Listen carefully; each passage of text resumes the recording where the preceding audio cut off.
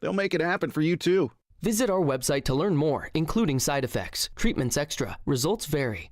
Now, your Game Center update. I'm Nick Frazier. The Nashville Predators are on the road in the city that never sleeps, New York, New York, taking on Peter Laviolette and his New York Rangers. The Predators' offense under Andrew Brunette is off to a hot start with scoring 9 goals in their first 4 games, matching last season's goals scored in the first 4 games of the season. Yesterday, Nashville Predators forward Philip Forsberg shared with Chase and Big Joe the positives the team has under the new head coach, Andrew Brunette. I think we're doing a lot of good things offensively, but a couple breakdowns, a couple mistakes, and they're crucial. I mean, it's like I said, I thought we created a lot of chances. I thought we were creating, high-level chances. There's a lot to learn for sure. Definitely not just one of those that you crumble up and move on from. Pre-game coverage begins at 5 p.m. with puck drop to follow. Tonight in the NFL, it's Thursday Night Football. The Jacksonville Jaguars travel on the road to New Orleans to take on the Saints. QB for the Jaguars, Trevor Lawrence, has been listed with a knee sprain and is still in question for tonight's game. Who do you think will win? I'm Nick Frazier. You're listening to 102.5 and 106.3 The Game. For more, follow us on Twitter at 1025 The Game or visit thegamenashville.com. Live from the Hiller Plumbing, Heating, Cooling, and Electrical Studios. WPRT FM Pegram, WPUC HD2 Laverne. Nashville's exclusive home for the Nashville Predators. 102.5 and 106.3. 79-52 Vanderbilt. And I think he's going to coach up by Cheryl. You're going to see more moves. The Game. A Cromwell Media Station. Covering your teams and the news of the day. Ladies and gentlemen. This is Caroline, Willy, and D-Mase. Who is pleasant to listen to. With Caroline Fenton, Willy Donick, and former NFL wide receiver Derek Mason. You are hands down my favorite radio personality of all time. On 102.5 and 106.3 The Game and the Game Nashville app. With no further ado, Caroline, Willy, D-Mase, 102.5, 106.3 The Game in the Game Nashville app. We are live from the Hiller Plumbing, Heating, Cooling, and Electrical Game Studios, and we're streaming live on all of our social media platforms. D-Mase is here. D-Mase, how we doing? Hey, doing wonderful, Got my stuff situated at home, finally. Now, no longer have cold water. Yeah, we're comfortable. It's a lot more comfortable to now. be at your house now. We're good. Absolutely. I'm glad. Willy will join us later on in the show. He is in New York. Predators are in action tonight against the New York Rangers. Puck drop at 6 o'clock. All of our pregame coverage will start here on 102.5 The Game at 5 p.m. Well, I want to get into what I think a lot of Titans fans are just ready to do. And I think it's what Titans fans have been ready to do for a long time, maybe even before this season. And now, look, I don't necessarily agree, but we get to hear from the fans every day. Text line, call line, and I see it on social media. They're ready to tear things down. I don't want to say rebuild because I feel like rebuild isn't the right word to use, but they're ready to move on from the existing core and transition into the next season. You're looking at the Titans next year. They have 5 picks in the NFL draft. 2 of them are in the 7th round. You have a first, a second, a fourth. I said they're 4th or 5th, and then 2 7ths. So, you got to rebuild your team, essentially, reconstruct, and you don't have a lot of assets to do it. So with the trade deadline coming up at the end of the month, of course, the Titans on a bye this weekend, then they play the Falcons, and then the trade deadline is on Halloween. A lot of people want the Titans to trade away assets and move ahead for the future. Now, I don't totally agree, but let's go with it. Because Mike Vrabel said, hey, we're open to anything. Would you consider trading assets at the deadline and prioritizing a draft pick in next year's draft? I think we would always consider trying to strengthen the team, whether that's right now, this week, or in the future. Absolutely. So, yeah, anything's on the table. We're open to making this team better. Now, Mike Vrabel's path to making this team better might be different than my path, than your path, and a lot of the fans' paths. But I think when he says we're open to making our team better, I think to me, D-Mase, that means anything's on the table. Yeah, it is. Anything, not out of the ordinary. We don't want to go too far outside of, of reason. Exactly, of reason. I mean, some guys are off the table. You know, you would think, you know, our picks for this year are off the table. I mean, for last year's picks, this prior draft's picks, and then Jeffrey Simmons, he's off the table. You know, and maybe the young guys that they drafted last year are off the table. But when you're talking veteran guys that have been here, you know, through this whole ride, his 5 years, then yeah, those guys are on the table. As much as we may not want that to happen, it seems like a bunch of Titan fans, and I'm not going to sit here and say all of them, but I think there is a group that would rather the Titans just say, listen, let's see what we have and move on, because right now this team is not in a position, considering that quarterback's hurt now, you know, injuries they have with one of their starting receivers. Yeah. They can't get the offensive line right. This team is not in a position to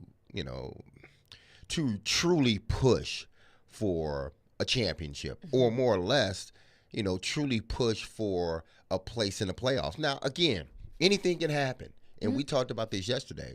I'm cautiously optimistic that they can do it, because I know how this league can turn around. You and I both, I think, are intrigued to see what the existing team can do, but also acknowledging that this roster has some very obvious and clear deficiencies. Exactly. And you don't want to get to a point in the season where you're forced to now, you're forced to look at what you have, and you're forced to face the future of what this team potentially may not or may look like next year. I would rather do it on my own, see the landscape of where this team's going now, make some moves now in regards to trade, or, you know, letting some young guys play and see what they have.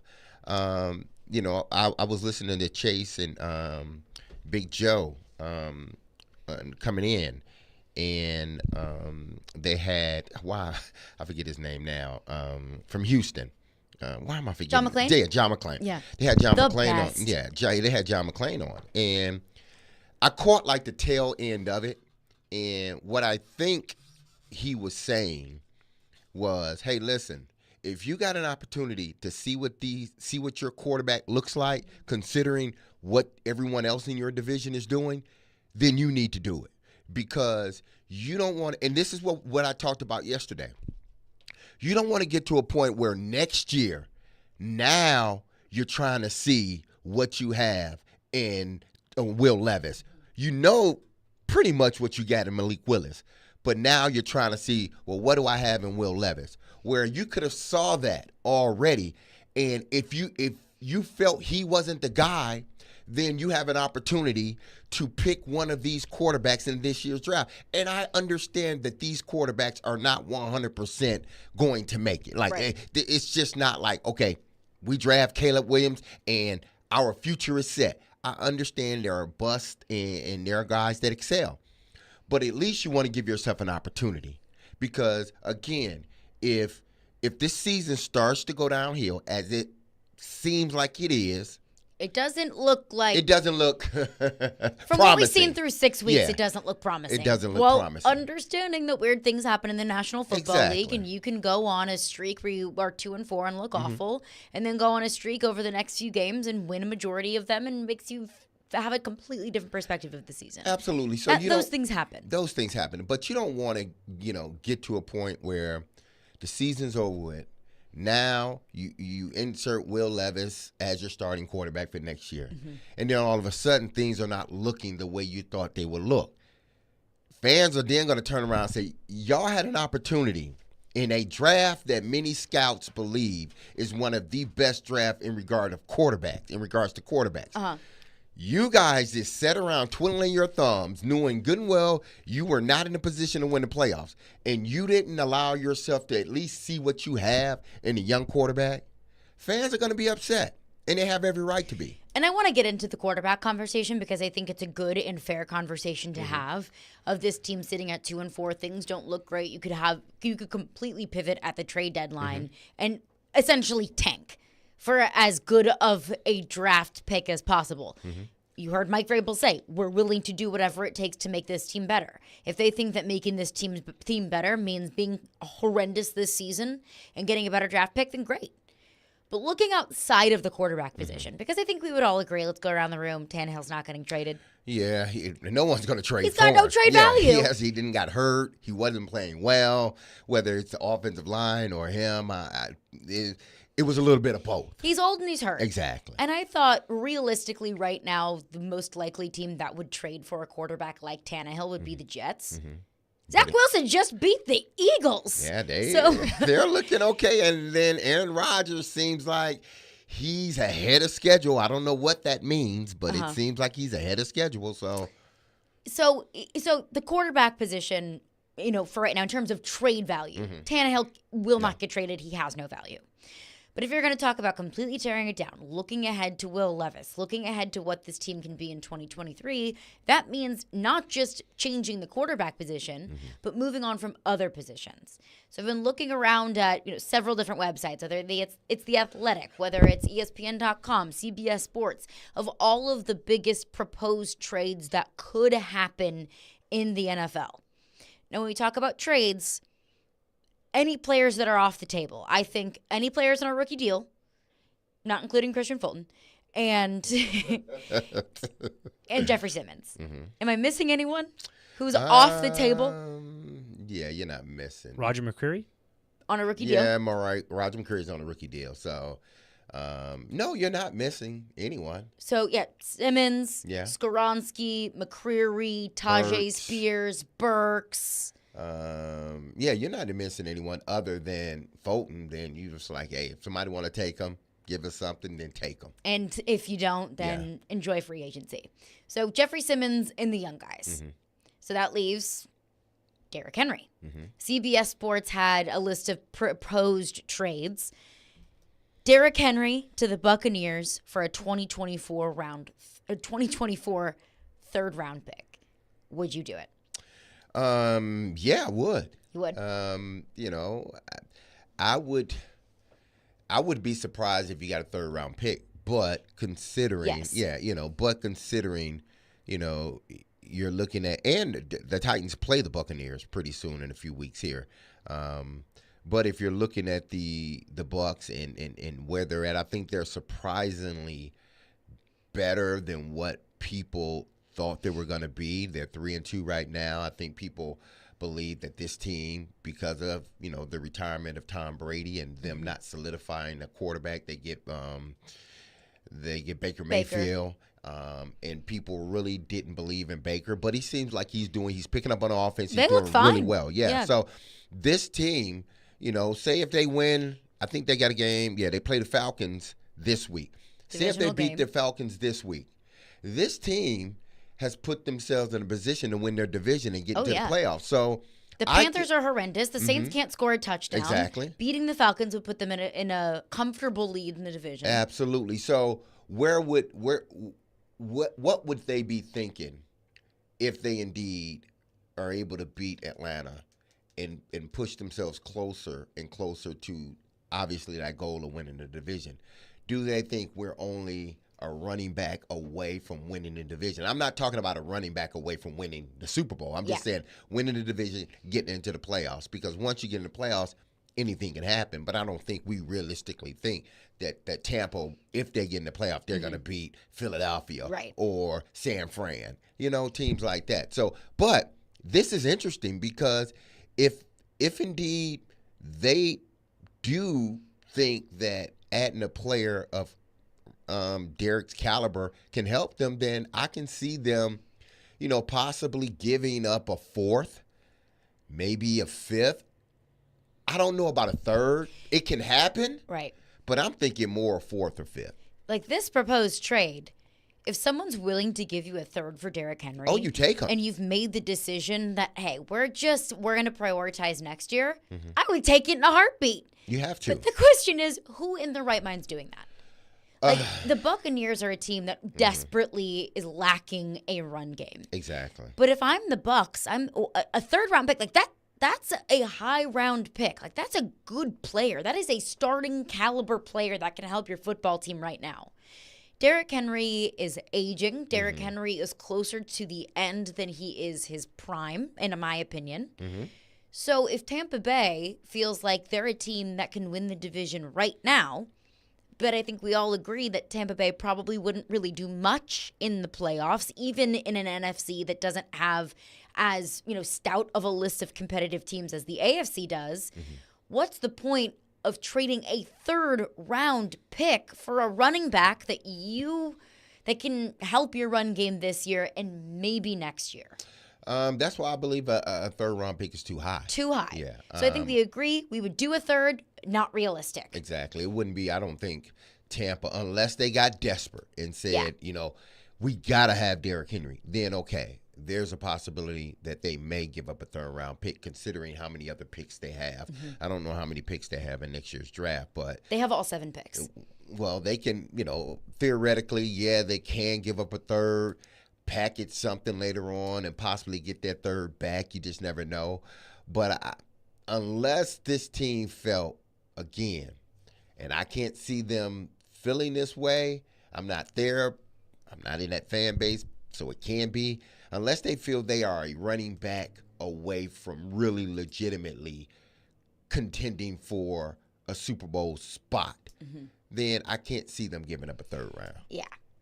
Some other proposed trades. This was from Pro Football Focus. D-Hop to the Chiefs for a 2024 third. Well, unfortunately, the Chiefs just traded for Mecole Hardman again. So he's back in the fold with them. He excelled. Is he a top line number 1 receiver? No, but he brings back the speed, I think, and the comfortability with their quarterback and the rapport with their quarterback that I don't think the other receivers have quite yet. So bringing him back. But, I think a third is too high. For D-Hop? Yeah, I think a third is too high. I don't know if a team, unless, again, they feel they may have an injury this week and they feel, hey, we need a guy like D-Hop in order to make this push. Then, they may give up a third. But I'm thinking even with him, it may be a fourth. And you may be doing him, I think you would be doing him a favor because these next 2 seasons, if indeed you sort of, go on this fire sale, what does next season look like? It wouldn't be looking promising in regards to winning the division. So why indeed would you keep a guy like D-Hop 2 years in a row? He's closer to retirement than not. Why would he want to spend his next 2 years here, potentially on a team that will not make the playoffs?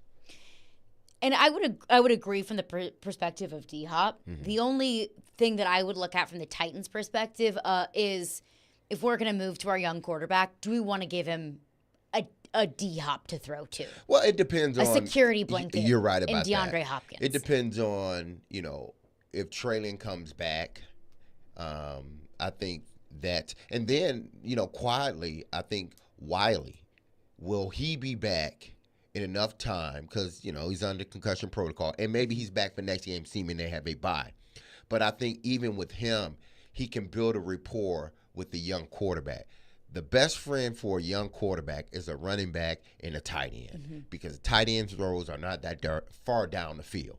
Obviously, you got to have a good offensive line. But if you get him a good tight end, not even a great tight end, a reliable tight end, and a guy that you can just hand the ball off to, then that's his best friend. Yeah, 100%. Byard to the Eagles for a 2025 third. You're not getting a third for Byard. I don't think so either. And that's some of these trades. Some of these trades I look at and I'm like, well, duh. How many trades in the NFL have you seen that are like, well, yeah, who wouldn't do that? Exactly. Like if they want to give a third to the Titans, I take it. Right. There are so few teams in the National Football League.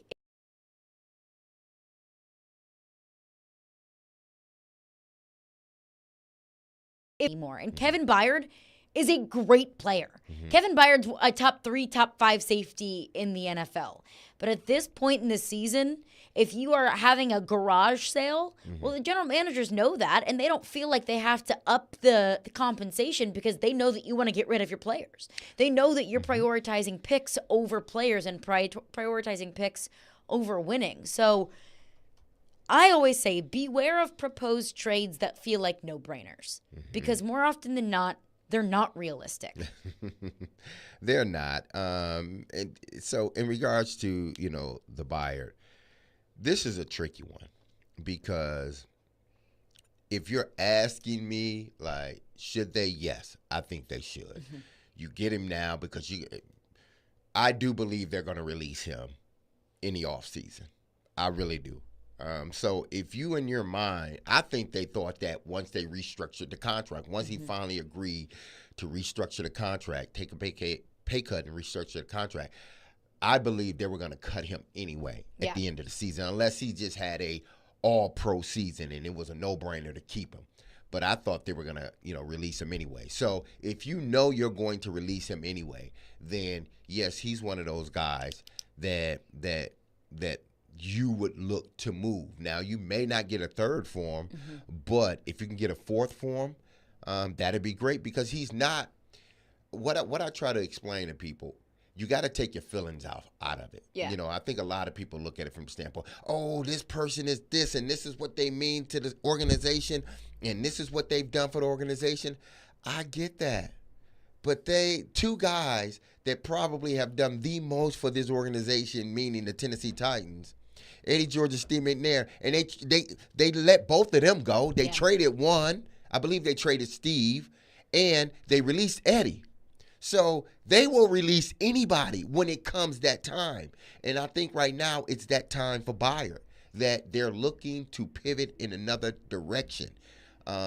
If they felt they could get away with it this past year, they probably would have done it.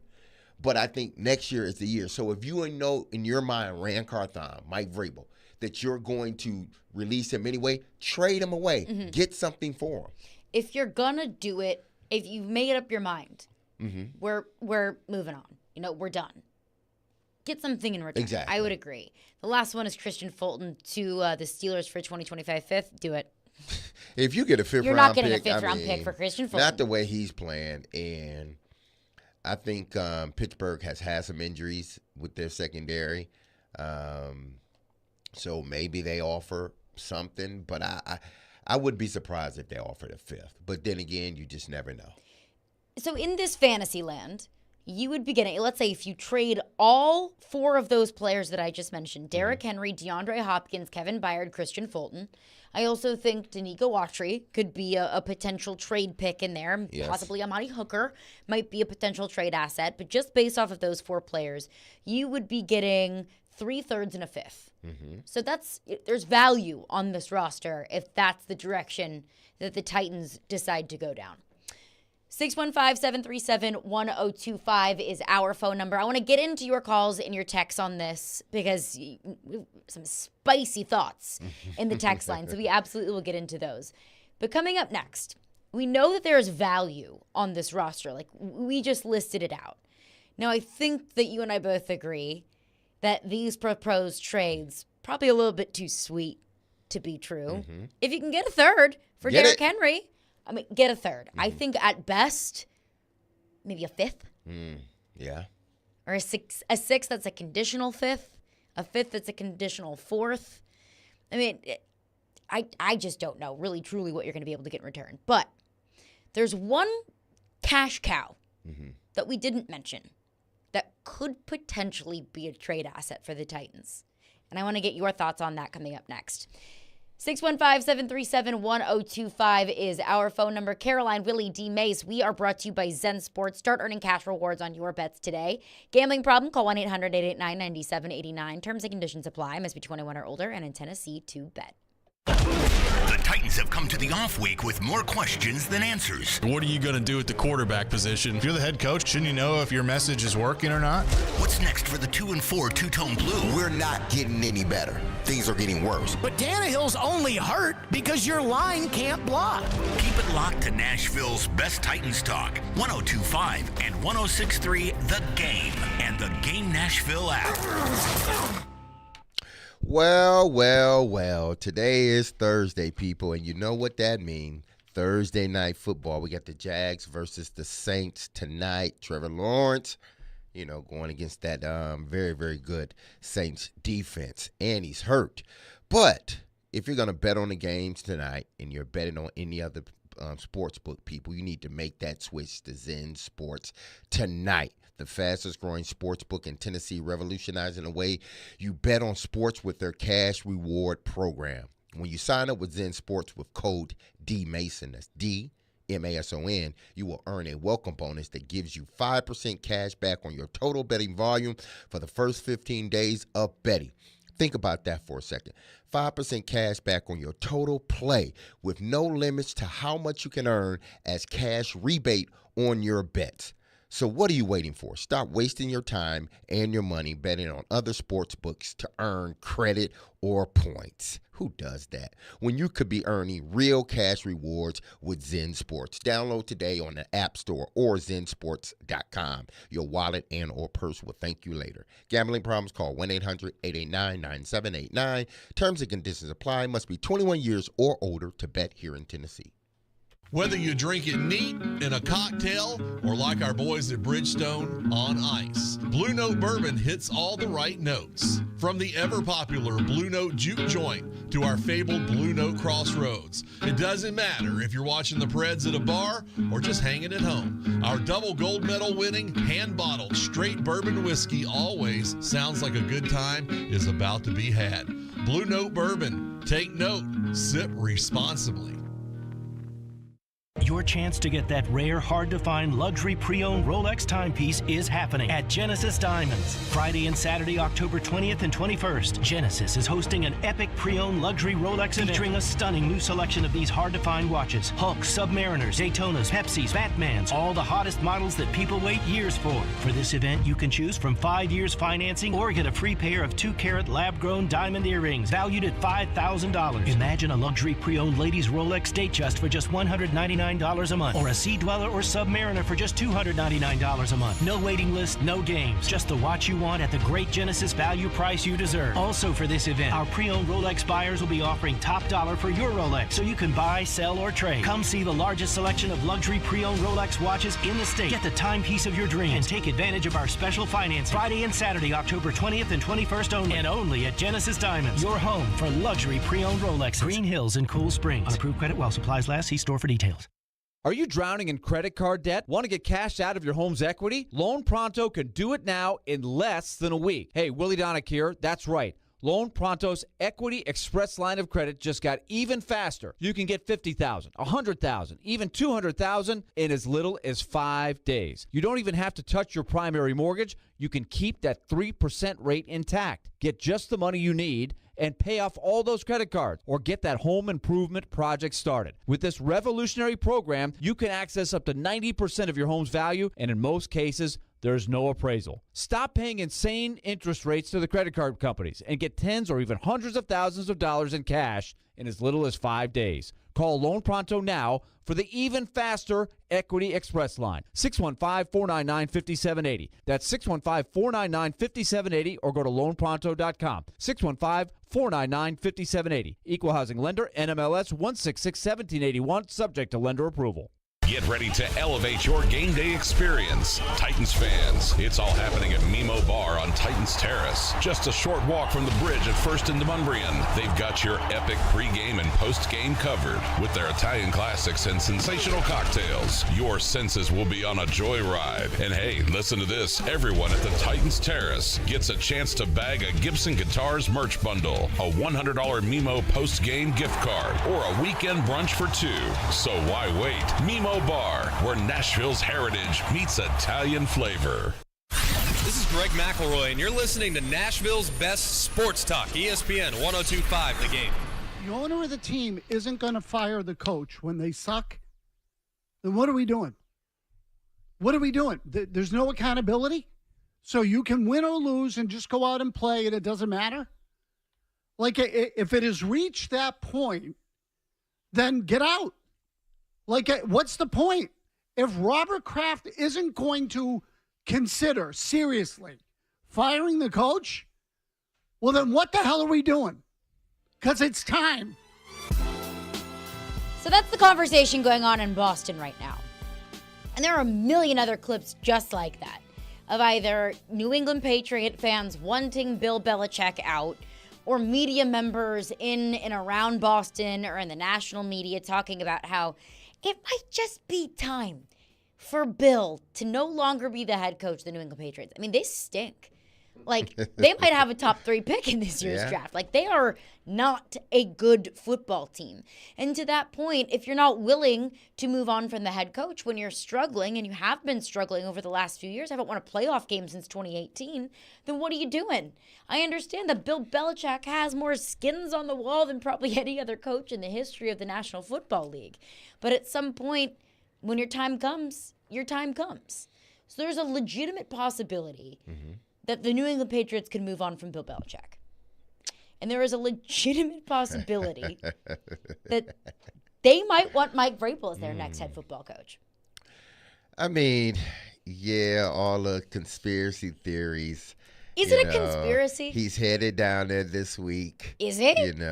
I believe he has this. Oh, I didn't hear that. He has this introduction. They're putting him in the Hall of Fame Ring of Honor. So he's headed down there, I believe, this week. But this was something that I've seen even before. That was likely head coaches for the Patriots. Exactly. And then they had already arranged that at the beginning of the year, I'm sure, with Mike Vrabel and his family. But, on the heels of, the New England Patriots doing horrible, everybody's getting fed up with Bill Belichick. And lo and behold, the prodigal son is making his way back for an induction into their Hall of Fame. Crazy how that works. Oh, wow. Popularity at an all-time high for Mike Vrabel up there in Foxborough. Exactly. So, I mean, listen, if indeed that's the route. Now, you got to be sure with this, meaning the Tennessee Titans. You have to be sure, if indeed, because he probably is the only person that is going to, bring you a high draft pick, meaning the head coach. Right. I don't think there's a player. There's a young player, but you're not trading a Jeffrey Simmons away. But other than that, none of your older players will garner no more than, I believe, a 4th-round pick. Now, we know what the article was saying, 3rd-round picks basically across the board, but I can't see that happening. But like you were saying, your head coach may fetch a lot more than that. So are you willing to, because a teardown typically is just the personnel. Right. It's not your head coach. It's not your head coach. Now, if you want to go in that direction, you better have some people in mind to replace him. And I'm not talking about somebody on the staff. I'm talking about somebody that has experience winning as a head coach. So if indeed you're going to make that move and try to get the highest pick you possibly can without trading away, say, player assets, then you better have somebody in line ready to take that job if indeed you do that. So if we're going to talk about tearing it down, getting assets for the future, the Broncos traded a 2023 first and a 2024 second for Sean Payton. So you can deliberate of, in comparison to Sean Payton, what would Mike Vrabel be worth? Sean Payton won a Super Bowl, but also Sean Payton was not the active head coach of the New Orleans Saints when the Broncos traded for him. He was doing TV at that time. So let's say going rate is a first and a second. Would you trade Vrabel for a first and a second? First and a second? Absolutely, man. Pack your bags. Let's go. We had this conversation last week. I like your Vrabes, but I mean that's something you can't pass that up, or you got to seriously think about that. That has to be something that everybody needs to be involved. I'm talking the owner, obviously, the GM, and everybody in that little circle, because once you make it, there's no turning back. And you better be in position, one, to replace him, and you got some people in mind. Yeah. And then two, you better be in a position to draft really, really well, because it's always going to go back to 2023 when you traded away your head coach to get these picks. And if they don't work out, you will be the laughing stock of the NFL for years to come. And that's the the difficult part about it.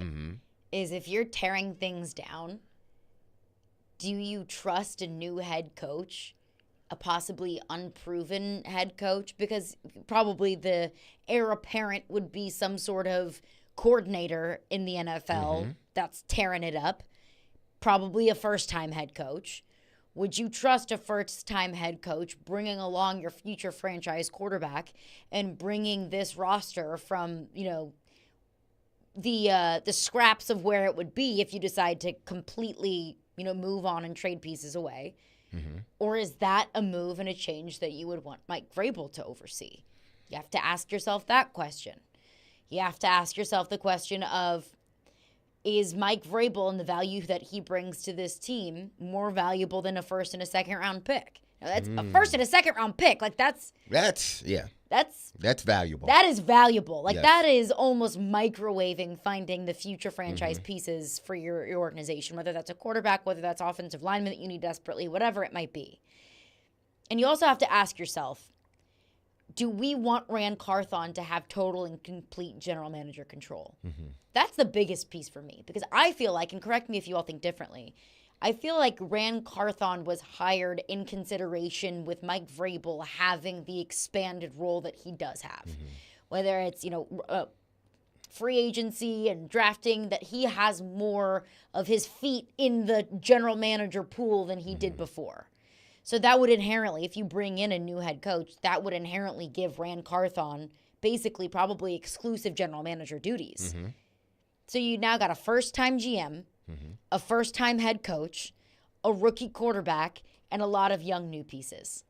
That's a lot of newness. It's a lot of newness. And listen, it's not like they would be the first team in the NFL to ever do that. They're essentially in that boat right now. They got two guys that are basically, new to this, Vrabel and Rand Carthon, because we assumed that John Robinson had to say, when he was GM. Then they really, they move on from John, and the speculation is, the assumption is that now Vrabel has the juice. He's the guy. Well, this is his first time doing it too. Yeah. And then you add Rand Carthon, so you got two guys essentially at their job for the first time. Not, and I'm talking about head coach. I'm just talking about Vrabel's responsibilities now, what we assume his responsibilities are. So to me, I mean, why not? If indeed you're going to make that move, I wouldn't be so worried about Rand Carthon, because he's been through this before. He hasn't been a GM, but he's sat in those rooms. And from what we understand, people took his evaluations, highly. They spoke highly of him and how he evaluates players. And I wouldn't think you'd have this job if they didn't. Exactly, attention to detail that he's about. So to me, yes, I wouldn't mind him being a first-time GM and him having sole control, because, again, if it doesn't work, then obviously you're going to move on. But the problem is then, who do you go get at coach? That we go back to that thing. If you're going to make this move, you better have somebody in line, because if you don't do it right, just like we always point back to A.J. Brown, we're going to always point back to, well, you had a coach. Yeah, he was good, and he was having some bad, 2 seasons in a row that were not good, but he was a good coach. And the only thing you need to do is add more players. You had your guy, and you let him go. So if you're going to make that move, it better be the right one, and you better have the right replacement. And that's the hard thing, is you probably don't know if you have the right replacement. Yeah. You won't know in that moment. You can hope, and you won't make that move unless you feel like you know that he is the right replacement. Well, you don't know that. Well, scare money don't win, so I get it. And I say that, but then, in the past, when Vrabel's name was brought up and people were saying, well, if they fire Vrabel, then somebody will hire him in a heartbeat, so you can't let him go. And I was always the one to think, well, you can't operate based on who's going to get him if you let him go.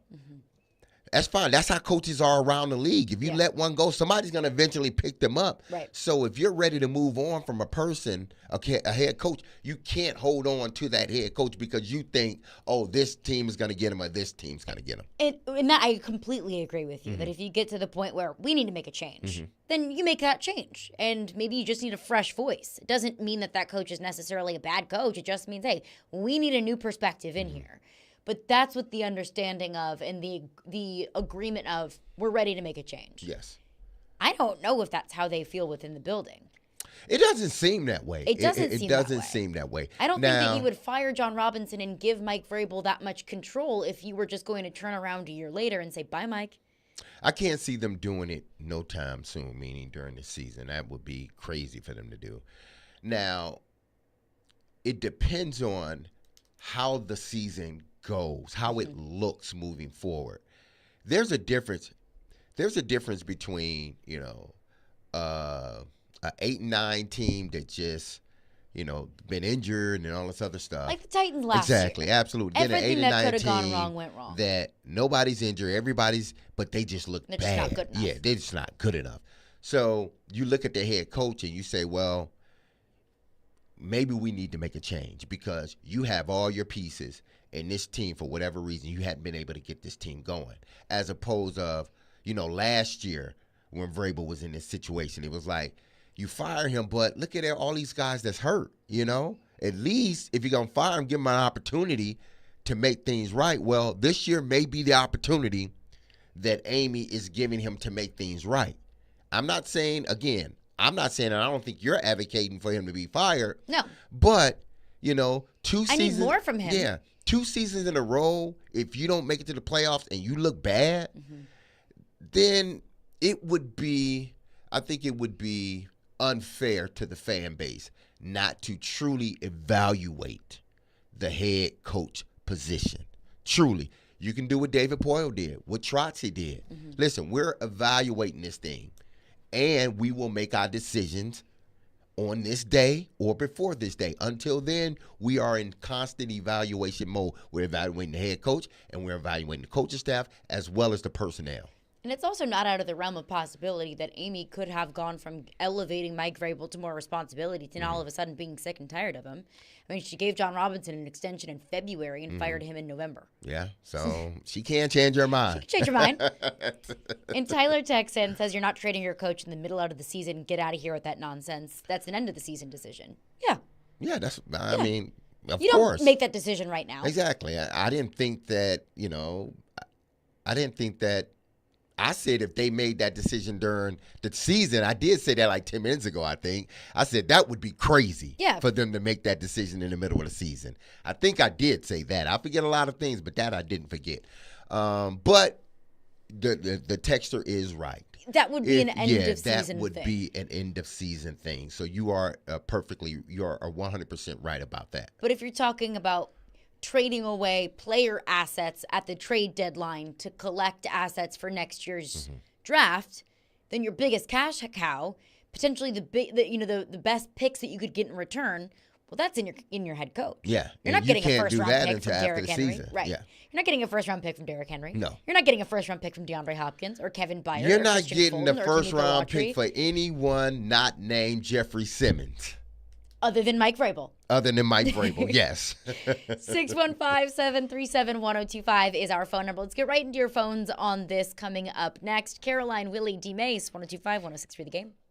Every Wednesday at 8:30. Join Robbie and Rex Road for The Choice is Yours. 2 sports questions, 2 non-sports questions. They'll answer a couple of questions about life and sports. The Choice is Yours is built by Jarrett Companies. You have a choice. So when you have a need for site and utility work, fire protection, concrete and asphalt services, the choice is simple. It's Jarrett Companies. For more, visit JarrettCompaniesInc.com. The Choice is Yours. Wednesdays at 8:30 on 102.5 and 106.3 The Game and the Game Nashville app. The holidays are a time of celebration and Thanksgiving. It's a time to host friends and family in your home to enjoy good food and good times. The last thing you need is an unexpected issue. If you're planning a gathering this season, take a few minutes to bring out the home experts from Lee Company. For heating, plumbing, electrical, and all your home improvement needs, Lee Company has you covered. Visit LeeCompany.com and schedule your first appointment online. Lee Company, all you need. Hi, this is Warren Moon, former quarterback for the Houston Oilers, 9-time Pro Bowler, and member of the Pro Football Hall of Fame. As a former player, I've always focused on my health. Did you know about 1 in every 3 people in the U.S. will have shingles in their lifetime? Shingles can cause nerve pain and can last for months or even years. As we get older, our risk of having shingles and its serious complications increases. Getting the shingles vaccine is the only way to prevent shingles. Join me and gear up against shingles. Hey home buyers, TJ Anderson here with More Great Homes. Located just west of Nashville in a tranquil setting of Kingston Springs Ranchettes neighborhood, 1617 Wildlife Trail offers 3 bedrooms, 2 baths, a 2-car garage, and a 1-year builder warranty, all for under $450,000. Contact my team today at tjandersonhomes.com for more info. Want your home listing to be seen and heard by home buyers? Google TJ Anderson Homes and see why we are referred by clients so often. TJ Anderson Homes at Benchmark Realty, office number 615-432-2919. Introducing Gen Y Hitch, the ultimate towing solution for the modern adventurer. Whether you're hauling a boat, RV, or heavy cargo, Gen Y Hitch is your dependable companion. With its innovative design and cutting-edge technology, it delivers unrivaled stability and safety on the road. Crafted with precision engineering and built to last, Gen Y Hitch ensures a smooth and secure towing experience. Say goodbye to the hassle of traditional hitches and embrace the future of towing. You can find our full range of products and accessories at GenYHitch.com. Upgrade to Gen Y Hitch and tow with confidence. Your journey starts here. Your chance to get that rare, hard-to-find luxury pre-owned Rolex timepiece is happening at Genesis Diamonds. Friday and Saturday, October 20th and 21st, Genesis is hosting an epic pre-owned luxury Rolex event featuring a stunning new selection of these hard-to-find watches. Hulks, Submariners, Daytonas, Pepsis, Batmans, all the hottest models that people wait years for. For this event, you can choose from 5 years financing or get a free pair of 2-carat lab-grown diamond earrings valued at $5,000. Imagine a luxury pre-owned ladies Rolex Datejust for just $199 a month, or a Sea Dweller or Submariner for just $299 a month. No waiting list, no games, just the watch you want at the great Genesis value price you deserve. Also for this event, our pre-owned Rolex buyers will be offering top dollar for your Rolex, so you can buy, sell, or trade. Come see the largest selection of luxury pre-owned Rolex watches in the state. Get the timepiece of your dreams and take advantage of our special financing. Friday and Saturday, October 20th and 21st only, and only at Genesis Diamonds, your home for luxury pre-owned Rolex. Green Hills and Cool Springs. On approved credit while supplies last. See store for details. Wendy's new breakfast 2 for $3 Biggie Bundles let you create your own delicious combo. Choose from a sausage biscuit, egg and cheese biscuit, small seasoned potatoes, and a medium hot coffee. But it's obvious which combo's the best. Sausage biscuit and small seasoned potatoes. Well, maybe it's the fresh cracked egg and cheese biscuit with a medium hot coffee. Or 2 savory sausage biscuits. Whichever you pick, you can't go wrong. Choose wisely. Choose Wendy's new 2 for $3 Biggie Bundles. Limited time only. U.S. price and participation may vary. Not valid in a combo. Single item at regular price.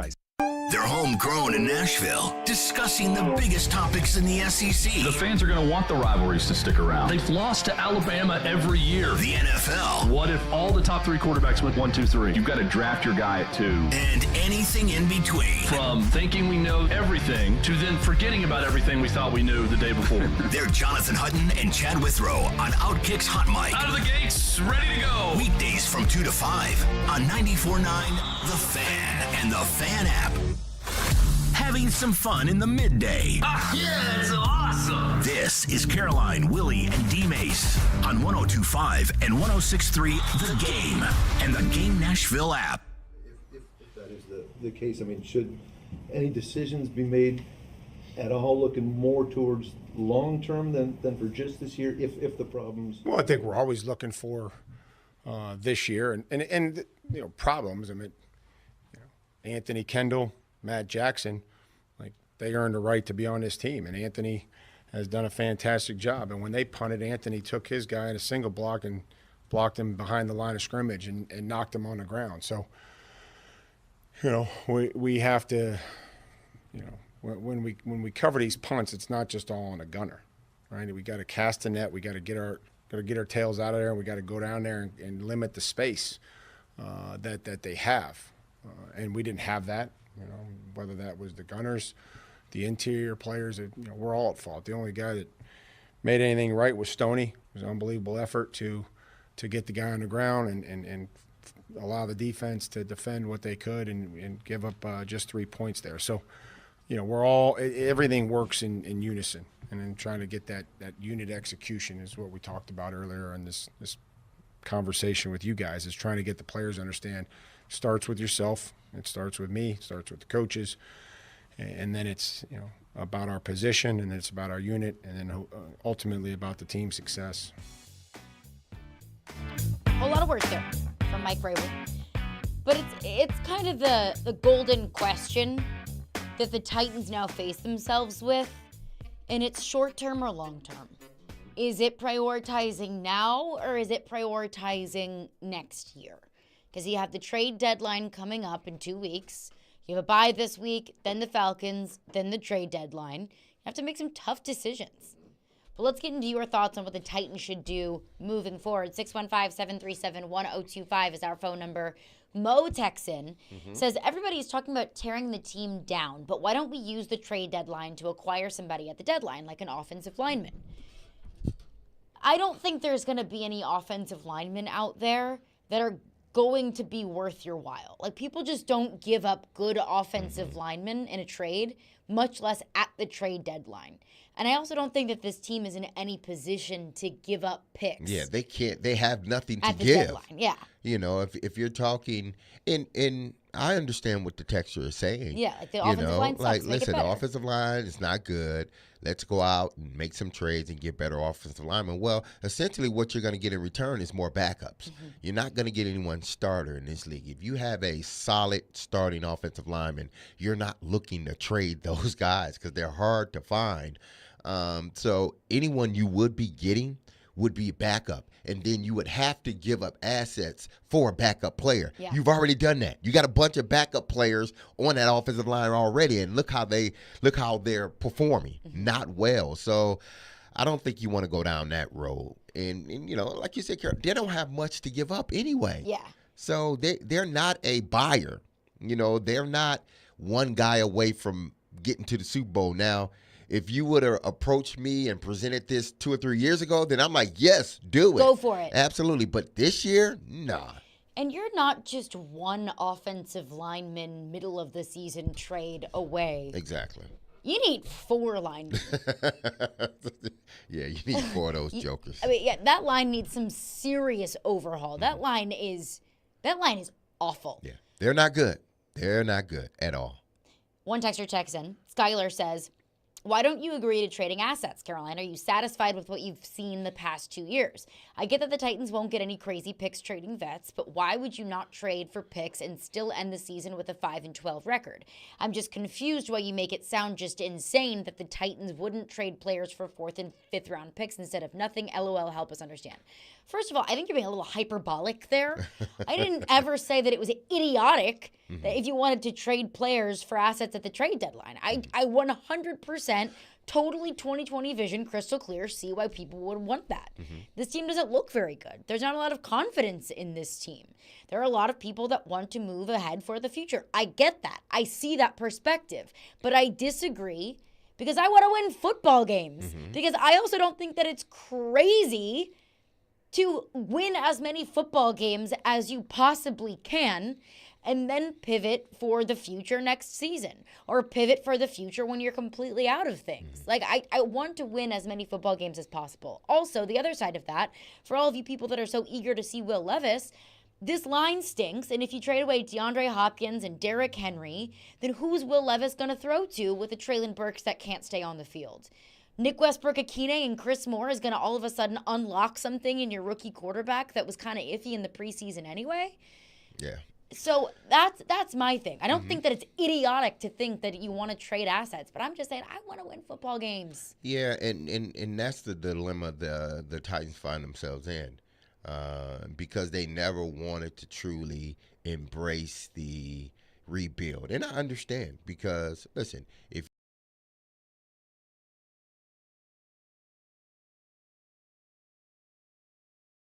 I understand, unless you got the understanding from the owner saying, hey, listen, you're good, do the rebuild, you're still the head coach, we're fine. If you've gotten that word, then okay. But even with that, because I'm with you. Yeah. But the only thing that makes me iffy about that is Don't you think that John Robinson got the okay from ownership to trade A.J. Brown? Oh, of course he got the okay. And then that's why he got fired. Yeah, but they don't. They are framing it as no. That's not why he got fired, because of the A.J. Brown situation. Maybe it was after A.J. Yeah, it was Brown just a lit you up. coincidence that they fired him after A.J. Brown had 957 yards and 5 touchdowns on 8 catches. You know? Then you when just he spanked the goalpost, absolutely, so punishing you for what you did. So you just fired the guy. No, I mean, you know, it's to me, you know, it's hard because yes, you want to win as many games as possible. Yeah. But you got in the back of your mind, you know that, hey, listen, this roster isn't good, and we have to do something to make sure next year's roster is a lot better. You know, we can do it via the draft, or we can do it via free agency. Now, if they make no trades before the trade deadline, then they're going to have to be willing to spend some money in the offseason to get veteran guys, free agents that are going to be on the market. And if you got to pay them top dollar, then you just may have to do that, because you saw when you didn't want to do that this year, what happened. Yeah. So you may have to pull out that checkbook and start writing some real money, so you can get some players in here that are still at the, you know, apex of their game, not guys that are slowly going down rather than being at the apex or going up. Shane is on the line with the thought of the Titans trading at the trade deadline. What's up, Shane? Hey, guys, I just wanted to just point something out to me. Now, correct me if I'm wrong, but to me, it makes no sense to trade at the trading deadline to get assets unless you're in contention to be a playoff or a contender. Wouldn't you trade on the offseason for assets for more picks? So why would you trade for assets for picks in the middle of the season? Explain that to me, and I'll hang up. Thanks for taking my phone call. Yeah, thanks for your call, Shane. Well, there are contracts that might expire that you won't get any picks in return. Exactly. Tannehill, Derrick Henry, even Kevin Byard, even though I think they added a year to the contract somewhere around there. And D-Hop is a 2-year deal, but essentially it's a 1-year. So you got 3 or 4 guys that are on Derrick expiring. has another year, right? I thought this may have been his last year. He may have it, but he may have another year. But even with that, it's another year top dollar for a running back that is on a decline. And you're getting less on the deal. Exactly. So to me, those are expiring contracts. Tannehill, expiring contract. Byard, an expiring contract. D-Hop, an expiring contract. So these guys that you have a 1 year, meaning this year, or 2 years, meaning this year and next year, you do think about moving on from those guys, because they're not guys that are in their 5th, 6th year or 7th year. These are guys that are in their 9th, 10th year, and you are not getting the play that you believed you thought you were going to get. These guys are on the decline.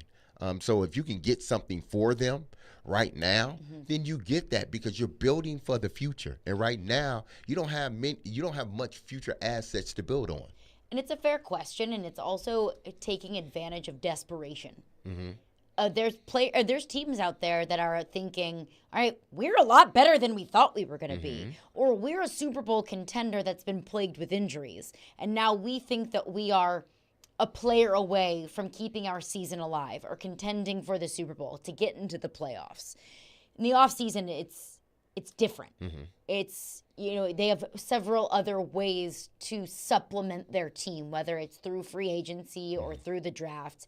In the middle of the season, it's where can we fill holes in our roster that either we didn't think would exist, or how can we supplement our team to be better and get us to that next level, because we didn't think that we'd be this good anyway.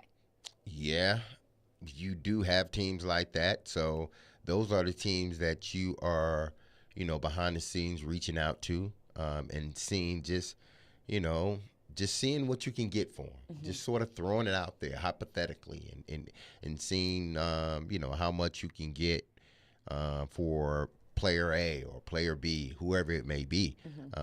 If indeed you feel you're at a point in your season where, you know what, yeah, we may win some games, but it's not going to be enough to get us in the playoffs. So we need to do something now and put us in a position where we are getting players that we desperately need next year. Let's pick some underdogs coming up next. Caroline, Willy, D-Mase, 102.5, 106.3 The Game. ElectronicExpress.com. We make it happen. Hey, are you seeking relief? Maybe you just want to enhance your day or night. Did you know there are legal THC products available right here in Tennessee? Yeah, really. You can have legal THC products shipped directly to the comfort of your home. Yes, comfort in cannabis is only a website away. Visit greentreescompany.com. That's Green Trees with a Z, and change your life today.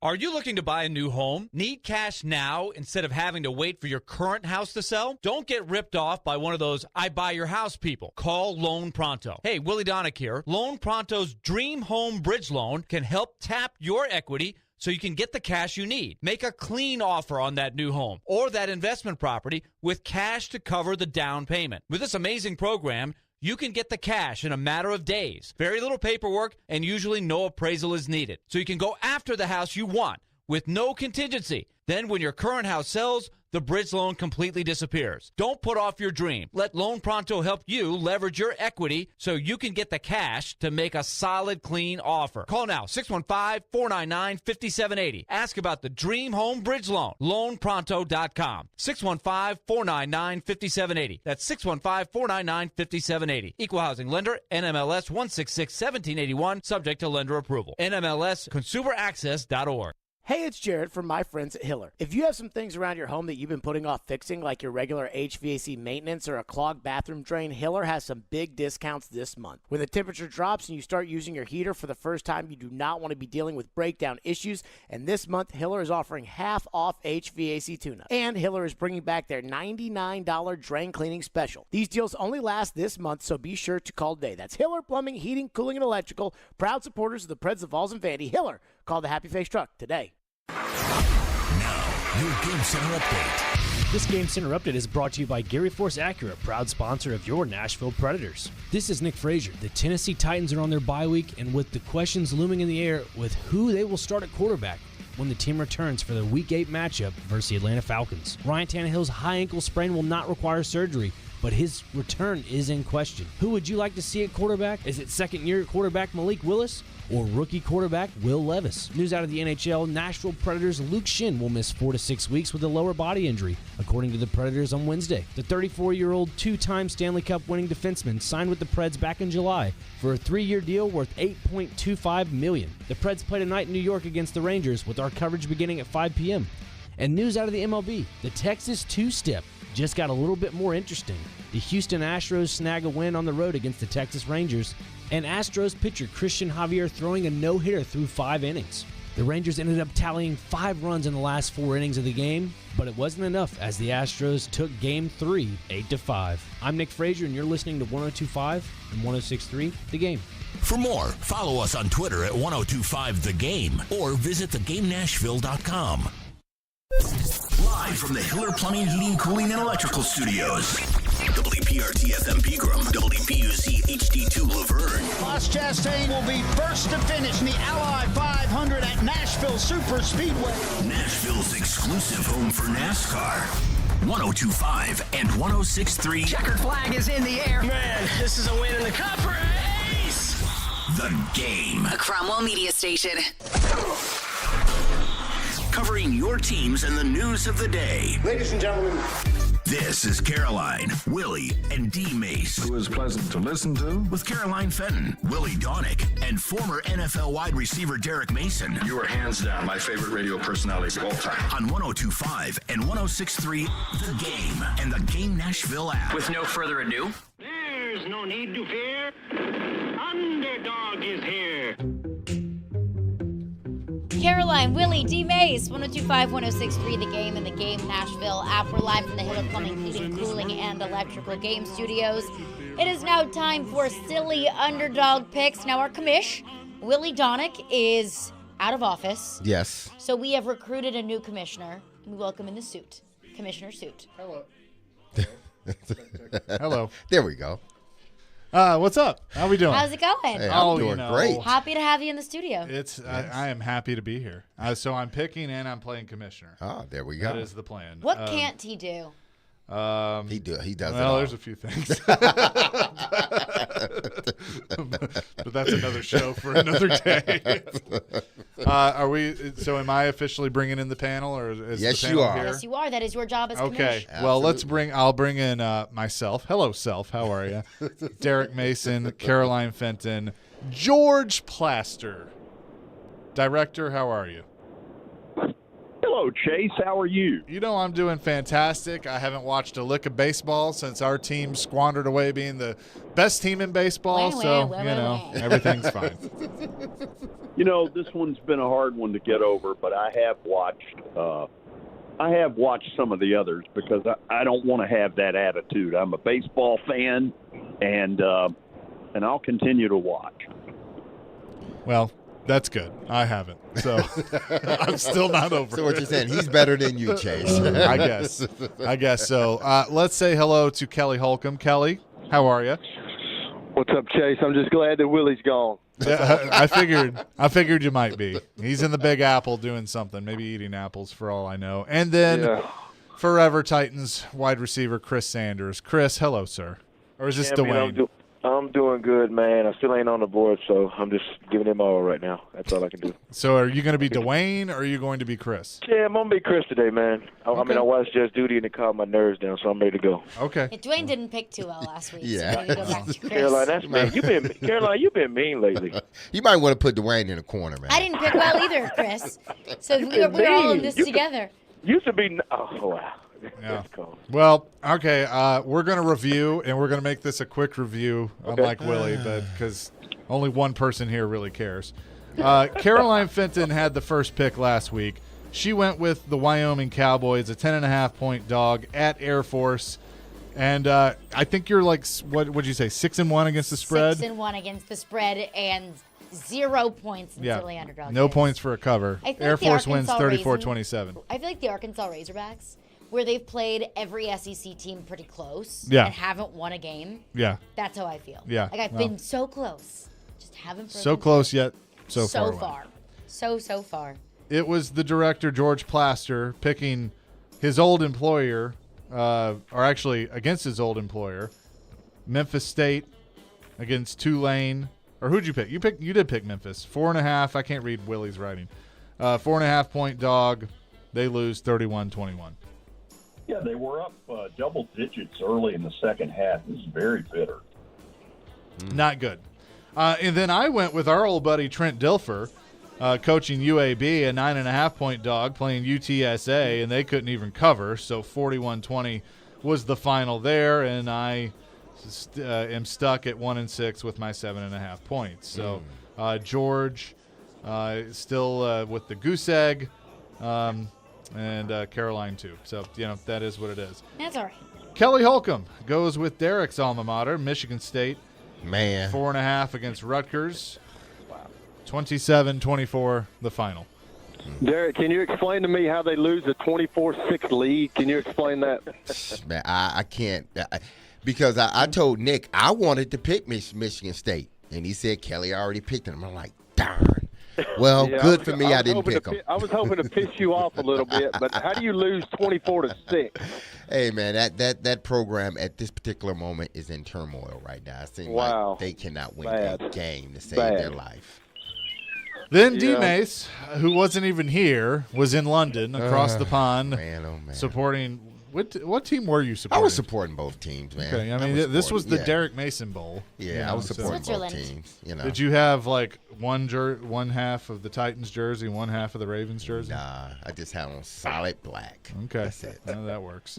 He goes Iowa, a 9.5-point dog. I mean, you're leading by a mile, and you're still picking big ones. And oh, look, they won 15-9. So he adds to his lead. Do you think I am on?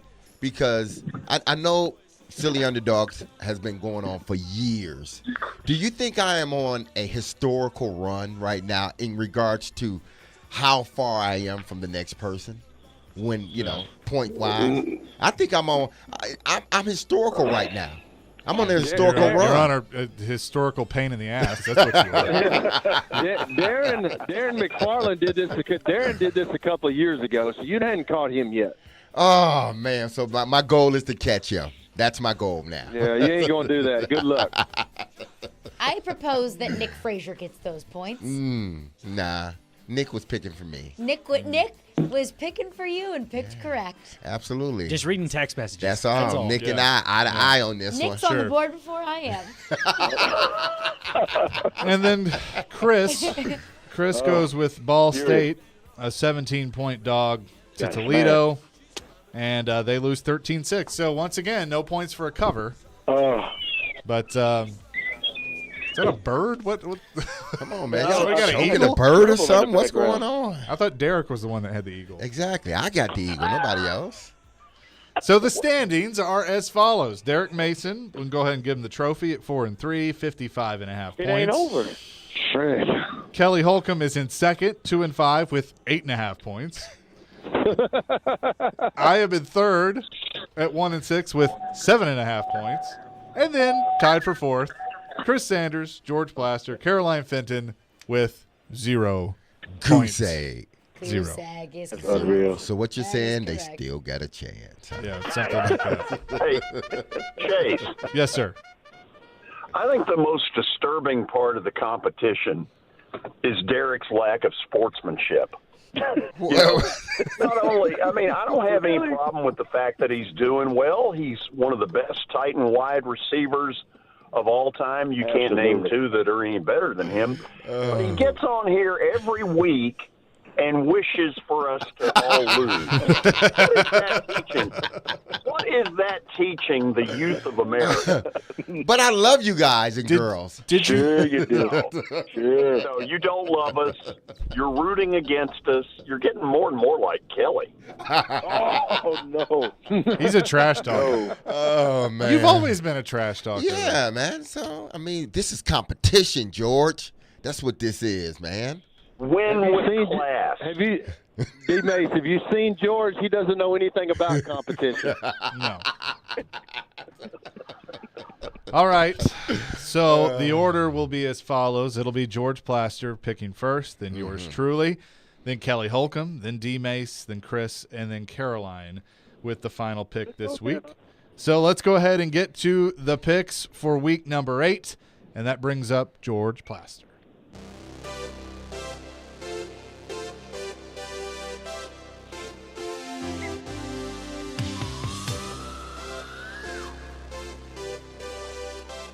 Hello, Chase. Hello, George. What you thinking?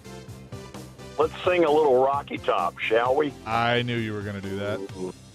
Yes. He is going with the Vols +9 against Alabama in Tuscaloosa. Did anybody have that? No. Mm-mm. No? No. Okay. Well, I did. Whoa, wait a minute. That's one person. Does anybody have that on their list? No. I did. I What the hell totally with did. all of you then? No, I I didn't. totally did. At this point, we've got to go for 10 or up. You know what I'm saying? Yeah, that's like when I look through the list, like that's what I look at. Kelly, we're not going to win the competition. This is for respect. This is for second at this point. You may be right, George, but I'm not giving in. I know, but Mr. Win with no class. Let's just go ahead and crown him and get it over with. All right, that leads Denny us. Green. Crown them. Crown them. They are who we thought they were. That leads us to me, Chase McKay. Behold the king, Not now. the king of kings.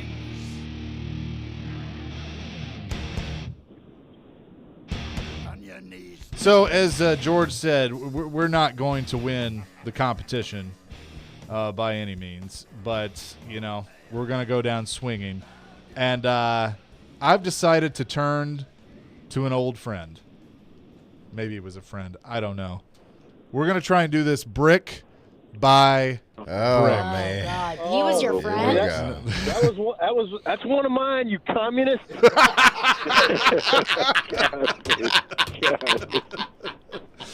Give me... What a clown. Give me Butch Jones and Arkansas State plus 10.5 at home against Coastal Carolina. Oh, man. That might have been the best right there.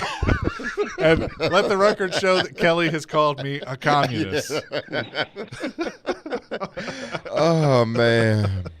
Hey, and that leads us to the next pick, which is Kelly Holcomb.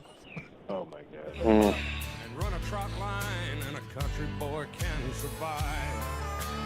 Country folks can survive. Country boy can survive. Country folks can survive.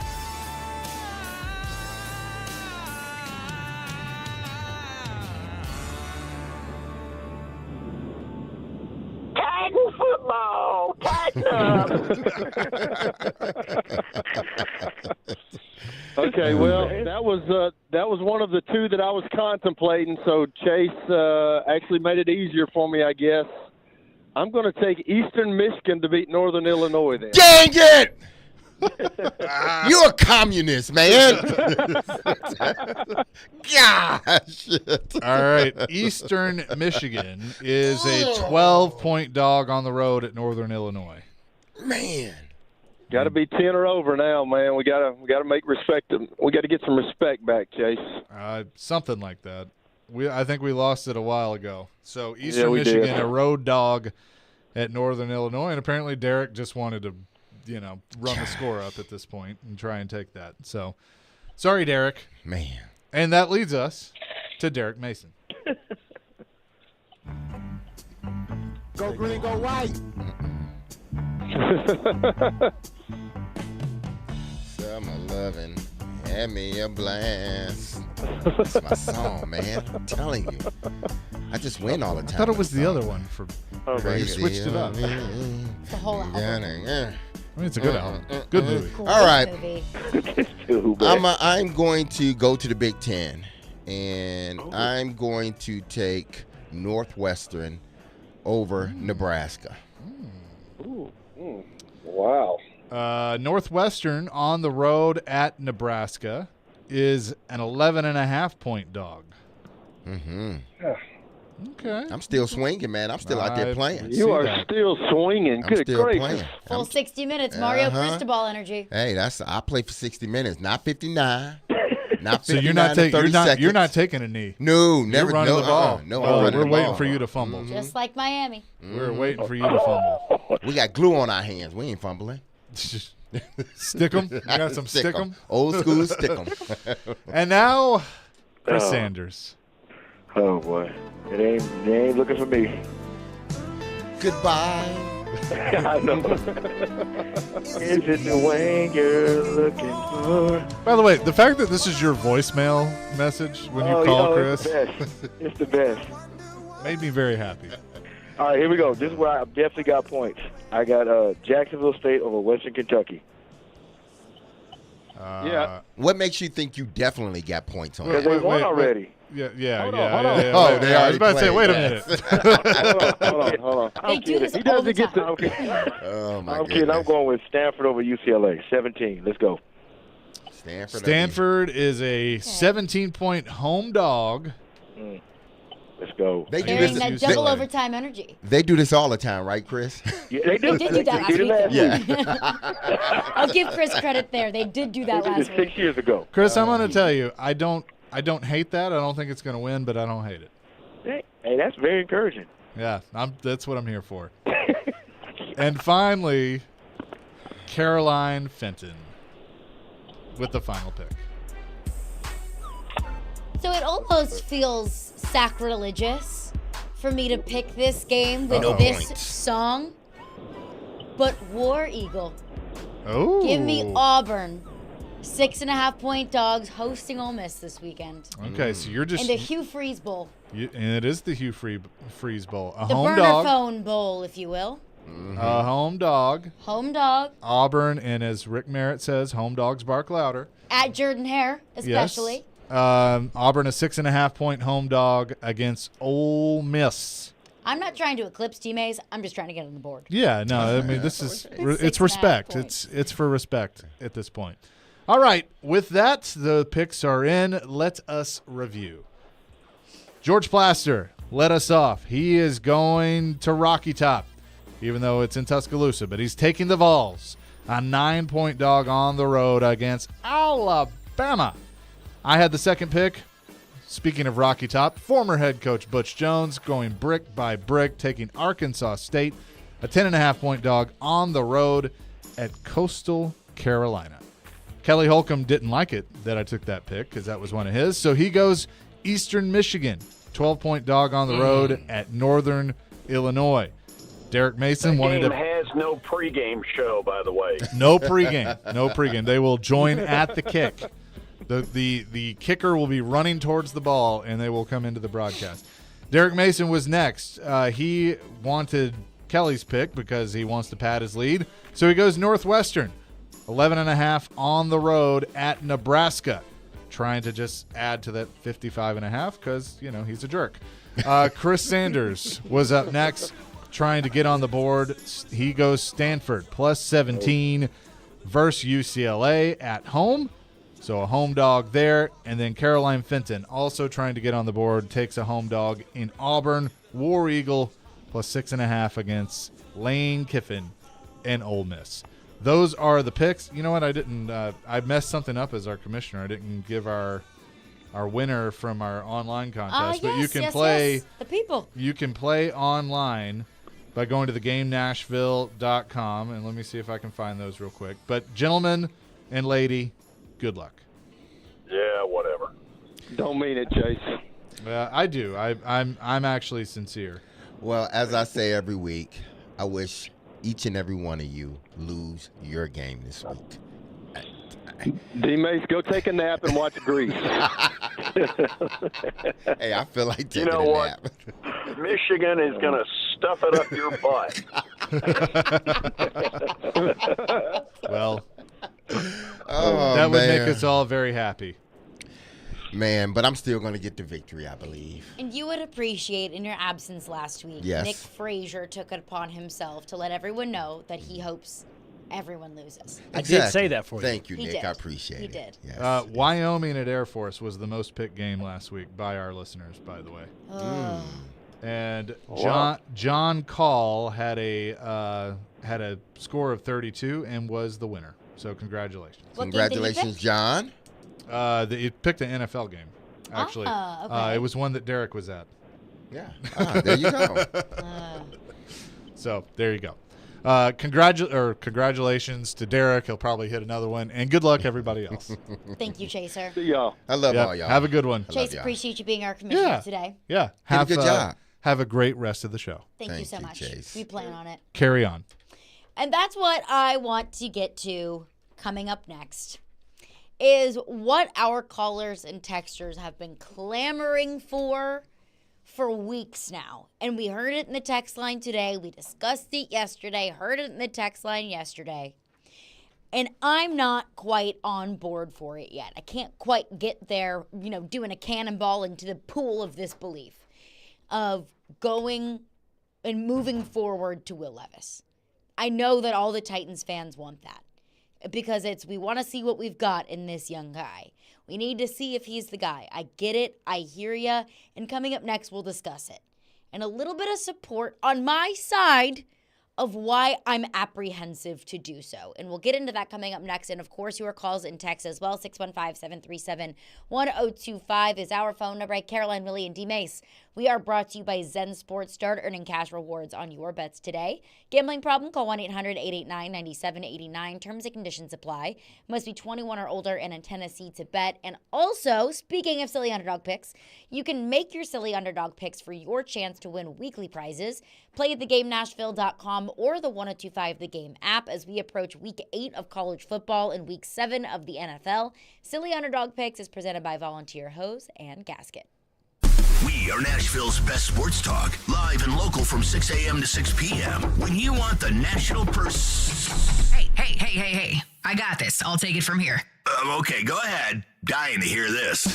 We have the best national voices that you'll find anywhere. Who was more deserving of being thrown from their game? I'm odd, so I get the odd picks. They have a new coaching staff. It's not a bad scenario for them. We are 102.5 and 106.3 The Game. And 94.9 The Fan. It's football season, and with a game every week, there's no better time to make the switch to Zen Sports. When you sign up to Zen Sports with code D-Mase, that's D-M-A-S-O-N, you will earn a welcome bonus that gives you 5% cash back on your total betting volume for your first 15 days of betting. Download today on the App Store or at zensports.com. Gambling problems? Call 1-800-889-9789. Terms and conditions apply. Must be 21 years or older to bet here in Tennessee. If you're hiring, it can feel like you're trying to find a needle in a haystack. You can hope the right person comes along, or you can just use ZipRecruiter. And now you can try it for free at ZipRecruiter.com/radio. In fact, ZipRecruiter has helped a lot of business owners find their needle in a haystack, like Marco,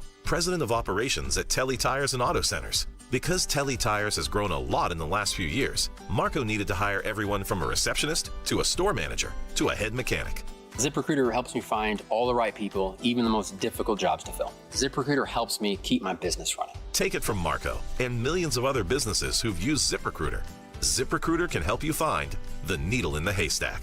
See why 4 out of 5 employers who post a job on ZipRecruiter get a quality candidate within the first day. And right now, you can try ZipRecruiter for free. That's right, free at ZipRecruiter.com/radio. That's ZipRecruiter.com/RADIO. ZipRecruiter.com/radio. ZipRecruiter, the smartest way to hire. Teddy's Tavern, downtown's newest bar with an old Nashville feel, is conveniently located across the street from Bridgestone Arena and just blocks away from the pedestrian bridge. Get a taste of the new brunch menu to fuel your Titans Day pride on game day. Pre-game specials from 9 a.m. till kickoff when the Titans play at home include 2-for-1 draft beers, mimosas, and Bloody Marys. Teddy's Tavern is where you want to be before every Titans home game, so come downtown early and meet me at Teddy's.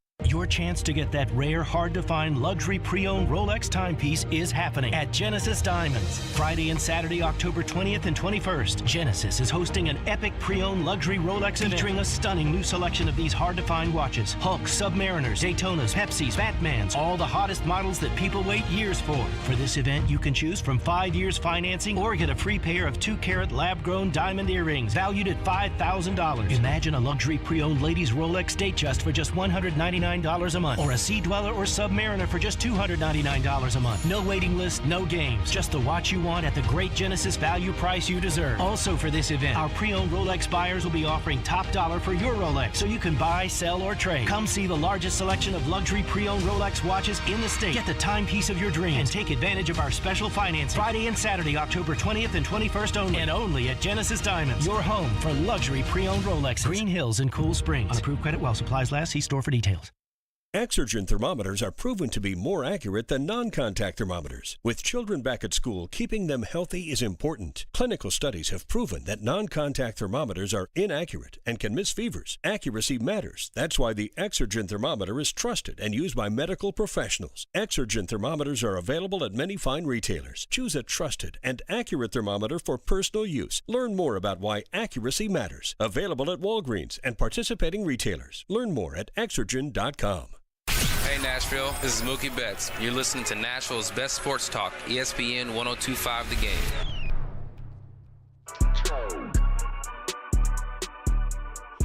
Caroline, Willy, D-Mase, 102.5, 106.3 The Game, and the Game Nashville app. Elliot Friedman of Sportsnet and the 32 Thoughts podcast will join us in 30 minutes. Elliot joins us every Thursday at 1 o'clock throughout the hockey season, so excited to have him back on board and back in the fold. But I want to start where a lot of Titans fans are right now. And a lot of Titans fans, especially given Tannehill's injury, are ready to move on to Will Levis. That at this point in the season, you're ready to trade away assets. At this point in the season, you're ready to rebuild and pivot for the future. And part of the future is Will Levis. You want to see what you got. He's the new shiny toy. You traded up in the second round to get Will Levis. I think we can all agree right now, at this point in time, Will Levis is your future franchise quarterback. I understand.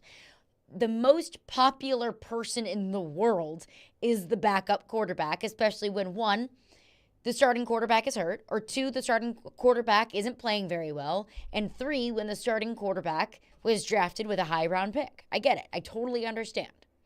But I've pushed back on that a good bit.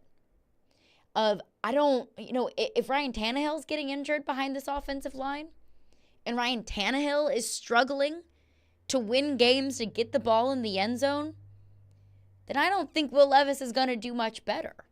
And I understand that the point is, well, it's not about winning games. It's about getting him experience. It's about seeing what you got in your guy. And I get that too. But Charles Robinson was on with Robbie and Rexrode this morning and kind of showed and pointed out exactly why I'm so apprehensive to put Will Levis out there. This was Charles Robinson this morning with Robbie and Rexrode. There's certainly an element of confidence that you would like to be able to instill in him and give him the fairest shot possible. And if, the offensive line is playing the way that it is, you're a little nervous about that. I would relate it to a conversation I had with the Jets about Zach Wilson right in the midst of them trading for Aaron Rodgers. And, people in that building were like, we should have redshirted him year one. Like, that was our mistake. Like, we never should have put him out there when we knew we were not going to be able to put our best foot forward around him. It really screwed up his confidence significantly. So, I do think if you feel like there is a danger of damaging some level of someone's, progression as a player, and confidence is really a big part. I don't like tools. It's similar to Zach Wilson that you're going to look at Will Levis and we're going to go, the tools aren't the problem. Like if there's a problem, it is everything else but the tools. And it can be fragile, mentally, like getting a guy in there and getting them some success, giving them time to work. Not everybody's going to be like Indianapolis where you can throw, Richardson in there and he gets off to the start that he does. And then you're able to maintain that. Well, we saw with Indianapolis, he got himself hurt. There were times where they're designing things that are getting him hurt. There are times where he's putting himself in a position to get hurt. And you now look back and you go, yeah, probably would have been a better deal if you had redshirted him. But I do think the reasons why they didn't are sort of the same reasons why maybe you don't want to with Levis. It's not just the games. It's the practice weeks too. It's being able to have the entirety of the week where the snaps are yours. The game planning is around you. It's just a different experience when you're a starter versus being a backup and you're getting limited snaps. You're doing a lot of mental reps and just sort of watching versus doing. And that's the root of my apprehension for putting Will Levis out there.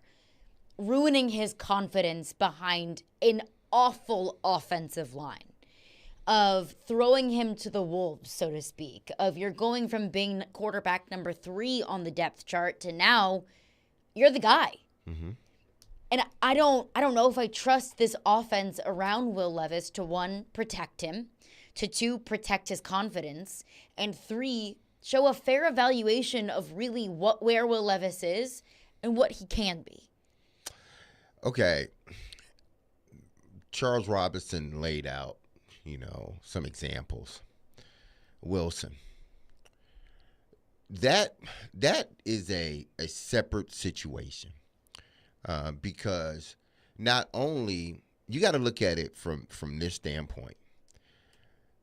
Richardson in New York, that was, if it didn't go right, it was bound to, he was going to go through it because you're in the biggest market, biggest media market in the U.S. Yeah. So everything is, it's like quantified even more. It's like whatever you do times whatever. If you're doing good, they're going to pump it up. Yeah, they're going to pump it up, and they're going to say you're the next coming of Tom Brady. If you do bad, they say, man, you're the worst thing that ever played the position. And that's where Wilson found himself. He was the worst quarterback to ever play the position. And I know that's not true, but the numbers and where he's playing football at stated that he was the worst quarterback ever. So when you put a young guy in that situation, you better be careful. You better because the media and the fan base will tear him down. Local and national. Exactly. Local and national. Yeah. I can put my young quarterback in if I'm in Indianapolis. I could put my young quarterback in if I'm in Houston. I could put my young quarterback in if I'm in Carolina. Soft markets, is that soft what you're markets. Truly. Yeah. Soft markets. Yeah, not New York or not Philly New or York, Boston. Philly, Boston, L.A. And even in L.A., if you're bad, nobody cares about you. It's just like, we'll just move on. Yeah, right. But in those other places, they're going to talk about you, and they're going to consistently talk about you.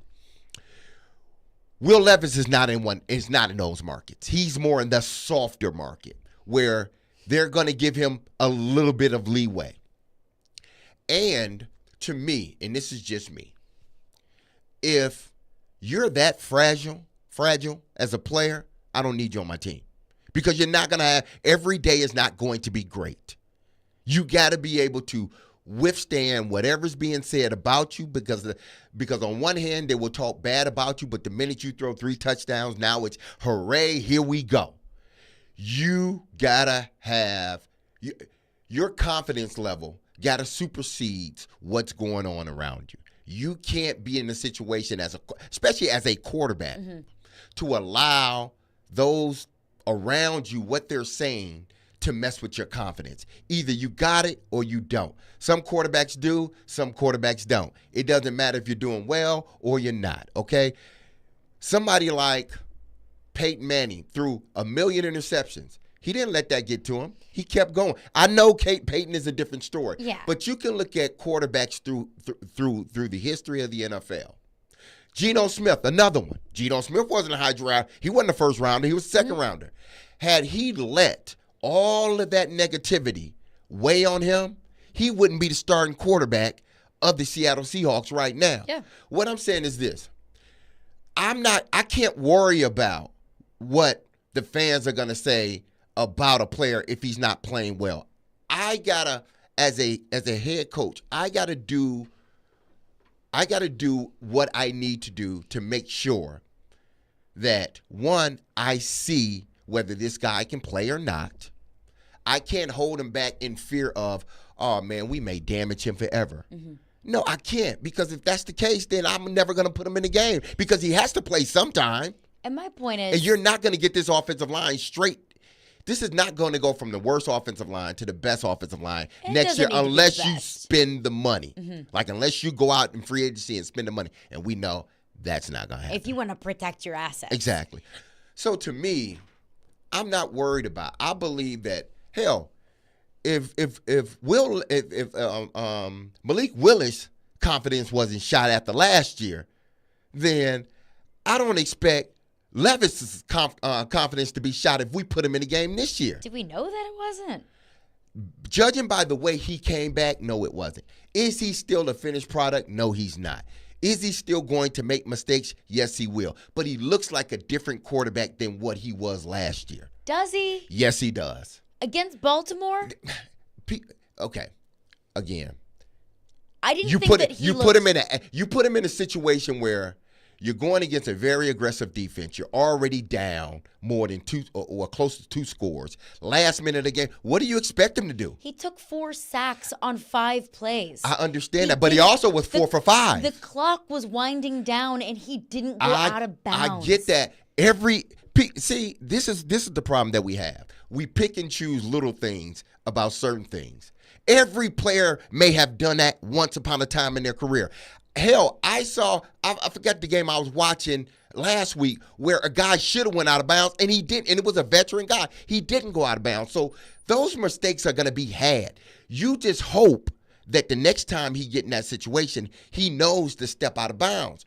A young guy is going to make mistakes. You just hope that he doesn't continue to make those mistakes. Malik Willis didn't. He got in that game. He wasn't throwing an interception.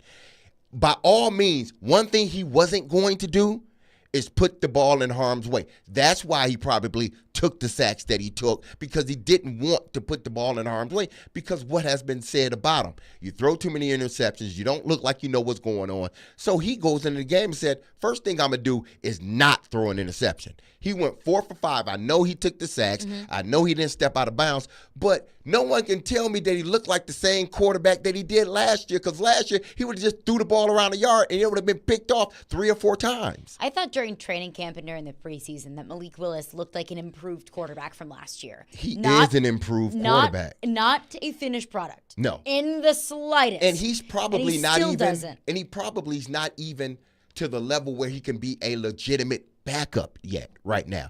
But he's not making those same mistakes consistently that he made last year. I'm just talking about progress. Yeah. Now I look at Will Levis. I'm like, okay, I need to see what I have in this quarterback. I really do. If the season gets to a point where we're not making the playoffs, it looks like we're clearly not making the playoffs. So you're going to hold your young quarterback back. And what you're going to do, put Malik Willis in and put him under that situation too? My thing is, I want to see what I have. If this is my future, Will Levis, I need to see what I have. If I've, in my mind, as an organization, made that decision, we're turning the page right now. I don't know when that's going to be. But I'm saying, if they make it, say if they make it after the Atlanta game, well, put him in there and then run the offense around him. Max protect if we have to. Vrabel already said, we don't want to get into a drop back game. All right, hand the ball off. And if it means that we only put up 200 yards of total offense, 150, 300 yards, then so be it. But I am doing what I think is best for this young man in order for him to advance in this league. But my thing is, we need to see what we have. How do you know? How will you know what you have? Let's say Will Levis comes in, against Atlanta, and then he's your quarterback for the rest of the season. And it's an 11-game sample size against a piss-poor offensive line. And that also is with an asterisk of we don't know what kind of weapons he's going to have to throw to, depending on what this team decides to do at the trade deadline. What kind of evaluation can you make? This team may not be in a position to do anything because no one wants what you're willing to give up. I'm saying that's totally depending on what they decide to do at the trade deadline. But I'm just saying if you trade away some pieces, let's say if you trade away D-Hop and Derrick Henry. I'm just saying if. He's got an awful offensive line with a rookie running back, Chris Moore and Nick Westbrook-Akine, maybe Treylon Burks if he can stay healthy. What kind of evaluation can you make of him? And you mentioned the media, and that's a very fair point of, you need to block out the noise. In any position that faces the public. Heck, in our jobs, we have to ignore what's said about us on Twitter. So you need to get past that.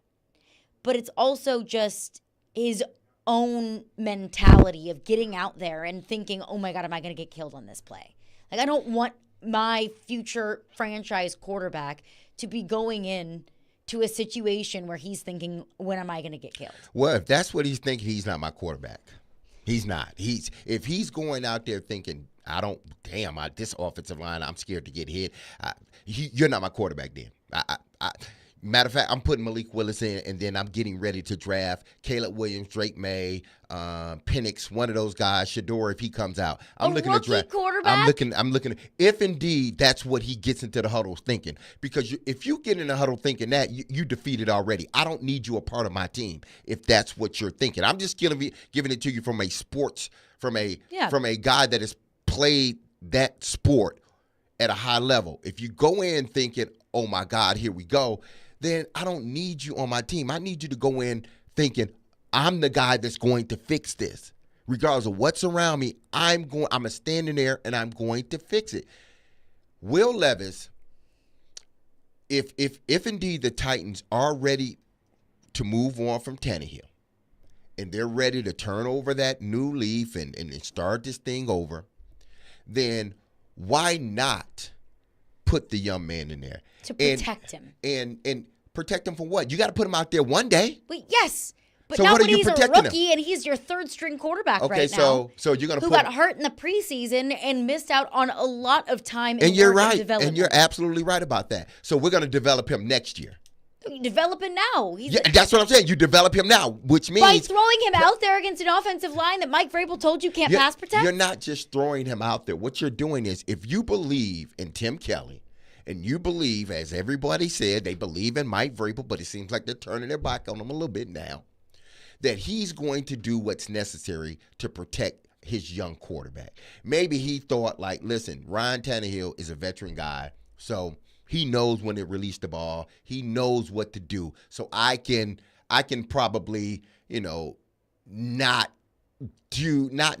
protect him in a sense like that, like I would a young quarterback. Mm-hmm. I can run my offense a little bit more because I know my veteran quarterback, if it ain't there, he's going to throw the ball away. Or he's just going to fall down, take the sack, but he's not going to put the ball in the harm's way. And we're not going to damage his psyche any because Ryan's a tough son of a gun, as we know.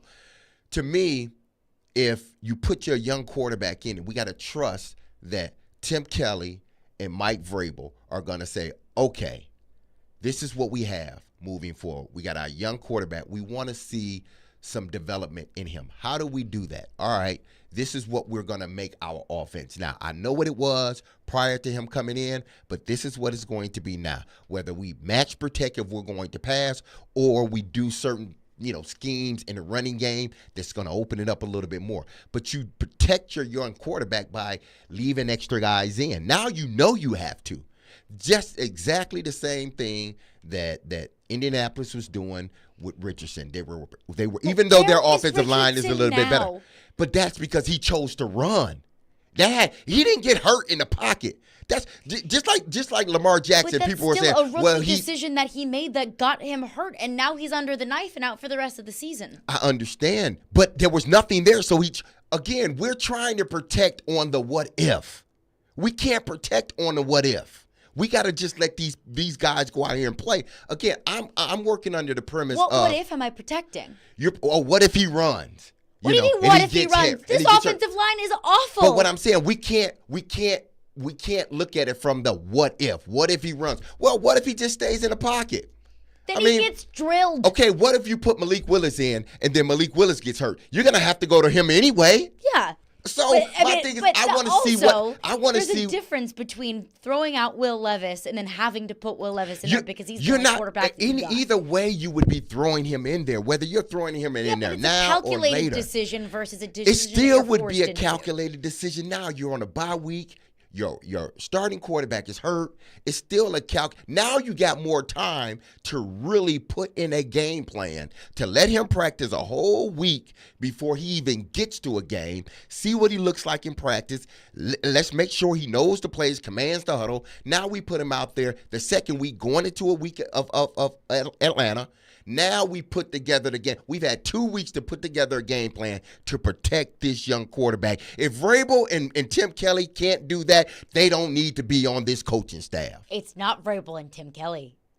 I don't trust anyone on that team to protect the quarterback. You can max protect all day long.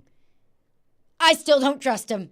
But again, I cannot work from the premise of, oh my goodness, something may happen. If I believe this guy is my future, I got to see what it is. Because if I don't see what it is, next year I throw him in there and it's a disaster, then everybody's saying, well, you should have put him in there last year. You should have let him play last year. How do you know what it is? You don't. So you got to put him out there. So put him out there and figure out what you got. Yes, How are you going to figure out what you have? Because of his play. It's not about wins or losses. I know. It's about incremental. So his play when his ass is on the ground because this offensive line can't protect him. He's a rookie quarterback. He's not going to get sacked 100 times. He's going to get sacked. That's just the way the NFL works. Malik got sacked 4 times on 5 snaps. Exactly. Absolutely. You're playing different teams. I get it. And also, you have 2 weeks to prepare for a game. So I would think that you would do enough so he won't get sacked 5 games. You run the ball 30, 40 times. You throw the ball 15 times if you get that many plays. But you throw the ball 15 times. You might not get you might not get that many plays. But that's the way you operate. If you look at these young quarterbacks, there's a way that you win with them early as they develop. And every team does it. You run the football, you run the football. I know, well, what if they trade Derrick Henry? Well, you can still turn the ball and give it to Tajay Spears, and they'll bring another back in there, big, heavy back, so he can get the dirty yards. It just you won't have Derrick Henry to hand the ball off to, but you can still run it with Tajay Spears. You got to protect him by running the football. You can't be scared to throw him out there because you're going to have to throw him out there eventually. And this offensive line is not going to go from the worst to the first in a year. No, it's or a not. Draft. But it can get better. It can get better, and absolutely. he can get better. His development can get better. You're absolutely right, but his development can get better also by playing him in these games. Work at bringing him along very, very slowly. It may look like Fisher ball. That's what it may look like. Oh, and it doesn't have to be pretty. Run. And yeah, it doesn't have to be pretty. But if he's going out there and he's getting better in practice and he's getting incrementally better each and every game, we may not win another game. But if I see my young quarterback is getting better, he's learning the offense, he's understanding what defenses and how they play, that's what I'm looking for. He's going to get knocked on his ass a few times. I understand that. But he better be able to get up and go as well. Because if he can't get up and go, you're not my quarterback. But how is Anthony Richardson's development right now? Anthony Richardson hurt, but he was but he was developing. We saw the development there. And now the development has been completely stunted because he's getting surgery and he's out for the season. But again, if Indianapolis operated on the premise of he may get hurt, he wouldn't be the quarterback. He wouldn't have started this year. But Indianapolis says, you know what? No. Well, he's not starting this year. They said we need to see if this young guy can play. Football is a physical, hard sport. Everybody gets hurt in this sport. It just depends on how hurt are you and how long will you be out. Yes, and everyone gets hurt in this sport. It's a tough sport. But I'm looking at through the lens of a rookie quarterback that is developing and that you are developing into be the future of your franchise. Nobody does that anymore. And maybe that's a problem because there are some crap quarterbacks in this league. Some crap quarterbacks. We'll continue the conversation coming up next and, of course, get into your thoughts as well. 615-737-1025. Caroline, Willy, D-Mase, 102.5, 106.3 The Game. Green right, Fox 2 run, double catch. He takes you inside the huddle through the eyes of a quarterback. Wide 85, tight. Catch ESPN NFL analyst Tim Hasselbeck every Tuesday at noon as he breaks down the big stories in the NFL. Buffalo, maybe Miami. And with the Tennessee Titans. The Titans might be like, we're interested in a 1-year, $1 million contract. Tim Hasselbeck is on Caroline, Willy, and D-Mase on 102.5 and 106.3 The Game. And the Game Nashville app. Hey, time to tell you about Loan Pronto. As I've been saying for a long time now, really all fall. If you're looking for a new home or if you're looking for a new investment property and you're one of those people, the Dream Home Bridge Loan could be for you, for Loan Pronto, because it's a tool to use to get the cash you need to make the right down payment on your dream home or that investment property. Ask about it by calling 615-499-5780. That's 615-499-5780. It can help you make the clean offer because you'll have the cash in just a matter of days. Very little paperwork. Usually no appraisal is needed. So call that number, get the process started. Then you can go after the house you want with no contingency. Then when your current house sells, the bridge loan completely disappears. 615-499-5780 or loanpronto.com. Equal housing lender, 166 NMLS 166-1781, subject to lender approval. NMLSconsumeraccess.org. Fall is the time for family, friends, and unforgettable moments. Lee Company wants you to savor every second. While you enjoy this time with your family, our professional technicians can handle everything else, from gutter cleaning to pressure washing to painting to new gas log installations. We've been serving homeowners in this area for almost 80 years. Visit LeeCompany.com to learn more. That's LeeCompany.com. Lee Company, all you need.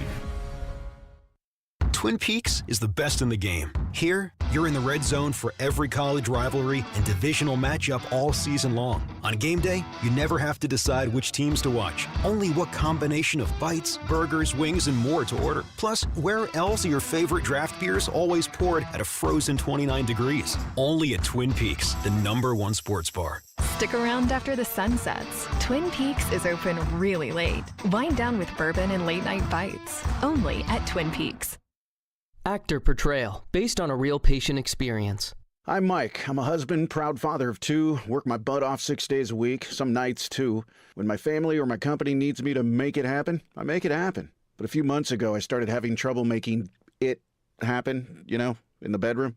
I tried some pills online, but they didn't work. Honestly, I thought about throwing in the towel on my sex life, but I'm not that old. I still want to enjoy intimacy with my wife. Like that poet said, I don't want to just go gently into that good night. So I went to the Tennessee Men's Clinic in Franklin, got some lab work done, was prescribed some meds, and wow, it made it happen. I can't say enough about them. Their providers took care of me, followed up, and made sure I had a treatment plan that actually works. It's awesome. If I were you, and you're like me, I'd give them a call today, 615-208-9090, or go to TennesseeMen'sClinic.com. If you're like most guys, they'll make it happen for you too. Visit our website to learn more, including side effects. Treatments extra. Results vary. Get Black Friday deals earlier than ever at Electronic Express. Get the gifts you want and save up to 40% throughout the entire store. Beat the crowds and save on hundreds of 4K TVs, appliances, computers, and more. Plus, get up to 36 months free financing on items like a Samsung 65-inch 4K TV, now only $549, or a stainless steel refrigerator, only $499. Black Friday deals are here at Electronic Express. We make it happen. This is Caroline, Willy, and D-Mase on 102.5 and 106.3 The Game and the Game Nashville app.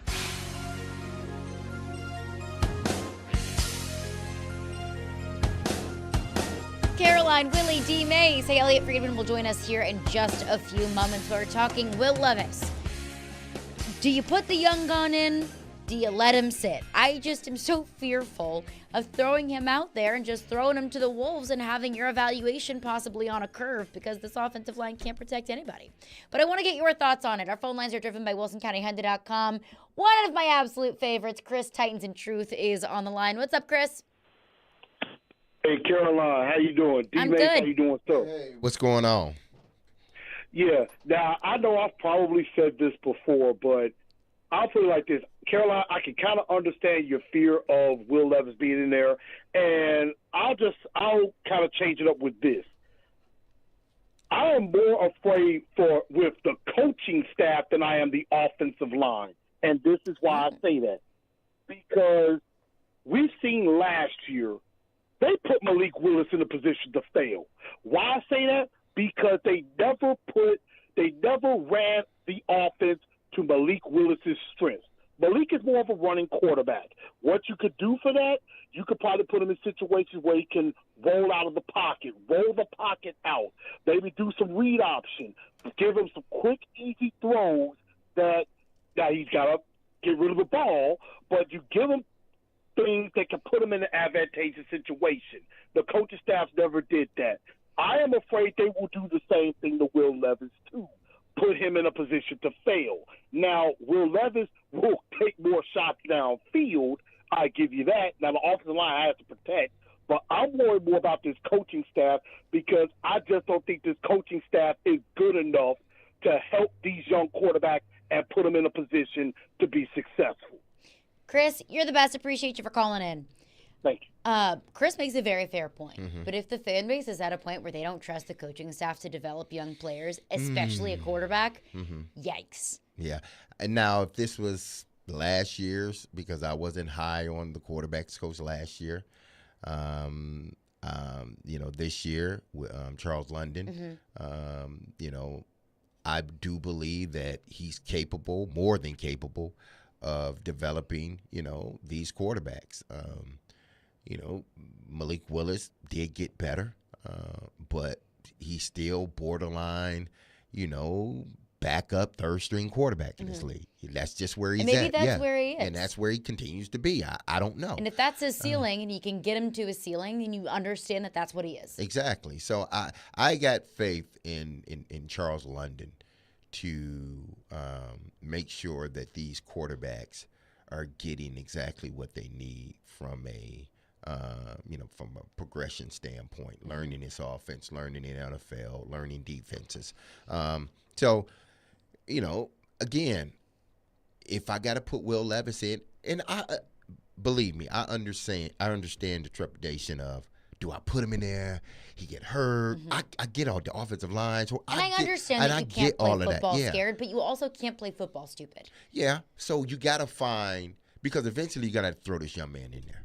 You're going to have to put him in. I mean, you're not going to, put him in bubble wrap for the rest of his career. You can't protect him forever. Yeah. But what you try to do is when you do put him in, you got to put him in a situation where you can see some progression. And that may be not throwing the ball a lot, but that he has the command over the offense, that he has a command over the huddle, that those guys believe in him and what he can potentially do. If they see that in him, then okay, we got our guy. But until then, you don't know what you got. We'll get back into the conversation, but coming up next, we will chat with Elliot Friedman of the 32 Thoughts podcast and of Sportsnet. Preds got that butt whooped the other night against the Oilers, but they'll get an opportunity for redemption against the Rangers on the road in New York. Elliot Friedman coming up next. Caroline, Willy, D-Mase, 102.5, 106.3 The Game. ElectronicExpress.com. We make it happen. Penalty Box Radio Live is back. Join Alex Doherty and Sean Smith every Wednesday night at 7 p.m. for a full hour of local hockey talk, full analysis of the Nashville Predators. Honest hockey talk like you've come to expect from the Penalty Box Radio brand over the years. Penalty Box Radio is back home on 102.5 The Game for the 2023-2024 hockey season. For more, check them out at penaltyboxradio.com.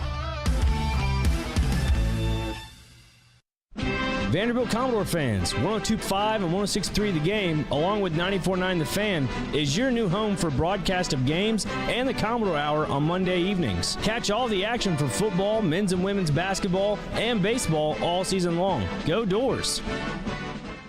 Exergen thermometers are proven to be more accurate than non-contact thermometers. With children back at school, keeping them healthy is important. Clinical studies have proven that non-contact thermometers are inaccurate and can miss fevers. Accuracy matters. That's why the Exergen thermometer is trusted and used by medical professionals. Exergen thermometers are available at Walgreens and other participating retailers. Choose a trusted and accurate thermometer for personal use. Learn more about why accuracy matters at Exergen.com. Green Trees Company Dispensary and 102.5 The Game want to send you to see Kiss at Bridgestone Arena October 23rd. Keep listening to Nashville's best sports talk for your chance to win tickets to see Kiss on their End of the Road tour, courtesy of Green Trees Company Dispensary. Now, your Game Center update. This is Nick Frazier. The Nashville Predators are on the road in the city so nice they named it twice. New York, taking on former coach Peter Laviolette and his New York Rangers. The Predators are coming off a 6-1 loss at home by the Edmonton Oilers. Nashville Predators' Colton Sissons has scored 3 times so far this season in the first 4 games. Can he keep his red-hot shot going? Tune in tonight as our Preds coverage begins at 5 p.m. News in the MLS, Nashville SC won 3-2 in their previous home game, with newly acquired Sam Surridge getting a brace. That win put Nashville SC 1 point in the table behind Atlanta United for 6th. With the regular season coming to a close, Nashville SC are just the 4th expansion club in MLS history to make the postseason in their first 4 seasons. Their final home game is this Saturday against the New York Red Bulls at 5 p.m. I'm Nick Frazier, and you're listening to 102.5 and 106.3 The Game.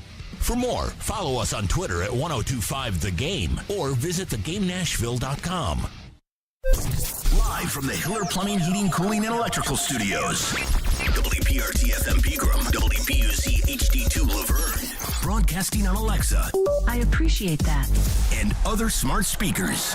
102.5 and 106.3. And a score! You can run different offenses. The doors on the board. Off the field, on the field. The Game. A Cromwell Media Station. Covering your teams and the news of the day. Ladies and gentlemen. This is Caroline, Willy, and D-Mace. Who is pleasant to listen to. With Caroline Fenton, Willy Donick, and former NFL wide receiver Derek Mason. You are hands down my favorite radio personality of all time. On 102.5 and 106.3 The Game and the Game Nashville app. With no further ado, Caroline, Willy, D-Mase, 102.5, 106.3 The Game and the Game Nashville app. We are live from the Hiller Plumbing, Heating, Cooling, and Electrical Game Studios. And we're streaming live on Twitch, Twitter, YouTube, and Facebook Live every single day. Willy Donick joins the show from New York. Hello, Willy. And hello, guys. How we doing? I'm doing great. Beautiful day up here. Love to hear it. Good. Love to hear it.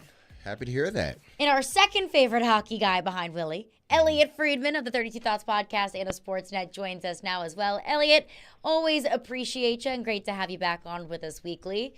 So, the Preds are sitting at 1-3, and I think they've played well. And at 1-3, it's a young team, but they got that butt whooped against Edmonton on Tuesday night at home. What do you need to see from a young team like this that still wants to compete? How they respond to a loss like that? Well, I think the one thing, Carolyn, I would say is that I think the next time Edmonton is on the schedule. Oh, hang on 1 second. I just got to put some waivers out. Zach McEwen, Harkins, and Seanak are on waivers today. I just got to. You heard it here first. Let me just put that out. I think discuss amongst yourselves for a second. I need a second here.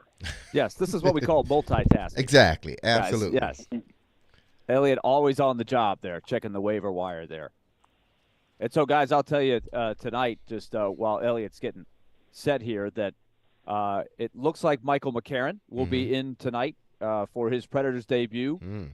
They're going to sit Phil Tomasino, maybe just give him a little step back, time to breathe a little bit. He has not been playing at the top of his game. They want to reward McCarron. They feel like he is prepared, was ready to play. They're going to go a little more experience tonight. It's probably a short-term thing. It won't be long, I don't think, before Tomasino gets back in there.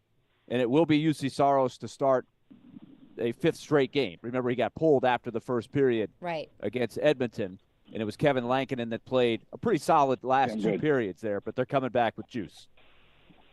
All right, I'm good. I'm sorry about that, guys. Don't apologize. Thank you very much. First of all, what I would do is the next time the Predators play Edmonton, I would kidnap Draisaitl before he gets to the rink. That's a good idea. That's the number one thing I would do. Or I would put him in either a cab or an Uber and tell the driver, get lost for an hour. So you basically pulling the Celtics pride. Yeah, that's exactly it. Celtics pride. Get him lost so he can't come to the game. I think, Carolyn, it's a great question. Actually, I thought, to be honest, I thought the Predators started that game pretty well. Edmonton didn't start great, and Jack Campbell made a bunch of saves. And the moment Edmonton got going, I thought your guys kind of deflated. And I think, that's one thing that you have to – I think you have to teach your young players is there's going to be games where things go wrong for you during the game, and you have to respond better than that. Once that game started going downhill, it really went downhill. You get two intermissions where you can sort of calm yourself down and amp yourself back up. But, I think that's the one thing. I think in your first game after a game like that, you've got to come out and you've got to show something. You're going to get 5 to 10 stinkers a year. 10's probably too many. You're going to get 5 stinkers a year. And the question is, what do you do after they're over? So, in their next game, you're going to be looking at guys like Parsonen. You're going to be looking at guys like, Novak's a bit more, but you're going to be looking at all their young guys or anybody who had a particularly rough night, and you're going to be saying, okay, show me a lot more this evening. I wouldn't panic yet or anything like that, but I absolutely do believe you have some of the guys who had the rougher nights the other night have to be a lot better in their next game.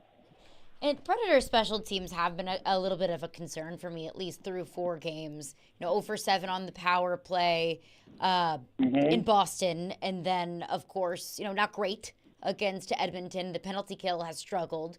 How much of that is you're just going up against some of the best power plays in the league in Tampa Bay and Boston and Edmonton, and how much of that is maybe your special teams just aren't quite where they need to be?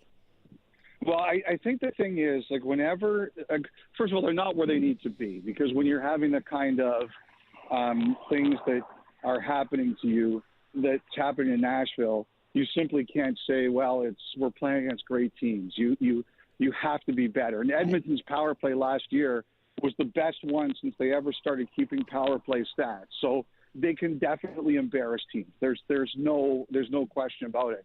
But I always look at the power play is basically the way a lot of these meetings work when you're killing penalties, Carolyn, is you look and you say, look, there's certain things we're not going to be able to stop, okay, because we're a man short.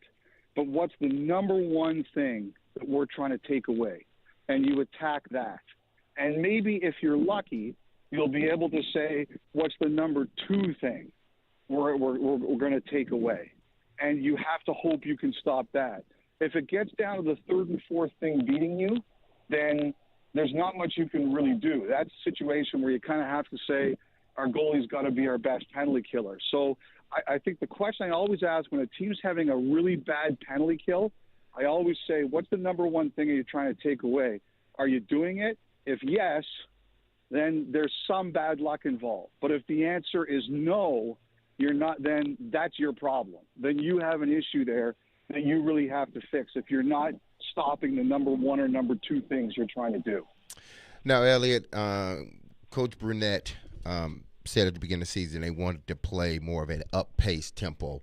And, you see some of that, early on in this season. But also you see them giving up, over 3 goals per game. What's the best way to try to play that type of game but also be defensive minded? Because they've given up way too many goals in their losses. And, some of it can be contributed to, taking bad penalties or whatnot. Yep. But if they're going to play this high-tempo game, which they're capable of playing, they also have to be capable of getting back and playing defense. Yes. Well, Derek, I think there's a couple of things there. I think number one, you have to play a high tempo game in this league now. Mm-hmm. But number two, you have to have the personnel that can do it. Like Ryan O'Reilly is one of the smartest players in the NHL, but he's one of the challenges with him is that you've got to play like a smarter positional game when he's on the ice, because it's not like he's slow or anything, but you can't play the fastest game when he's out there. So I think that some of the things I've kind of seen a little bit is, yes, Burnett's asking him to do some new things, and I think maybe they're still trying to figure them out. But also the other thing is, if you have players on the ice who aren't necessarily the fastest guys or rely more on their brains and their speed, does everybody know what they're supposed to do when something breaks down? Like the biggest thing, as you know, is effort. Mm-hmm. Like if you are turning the puck over, our guys coming back hard. That's a big thing.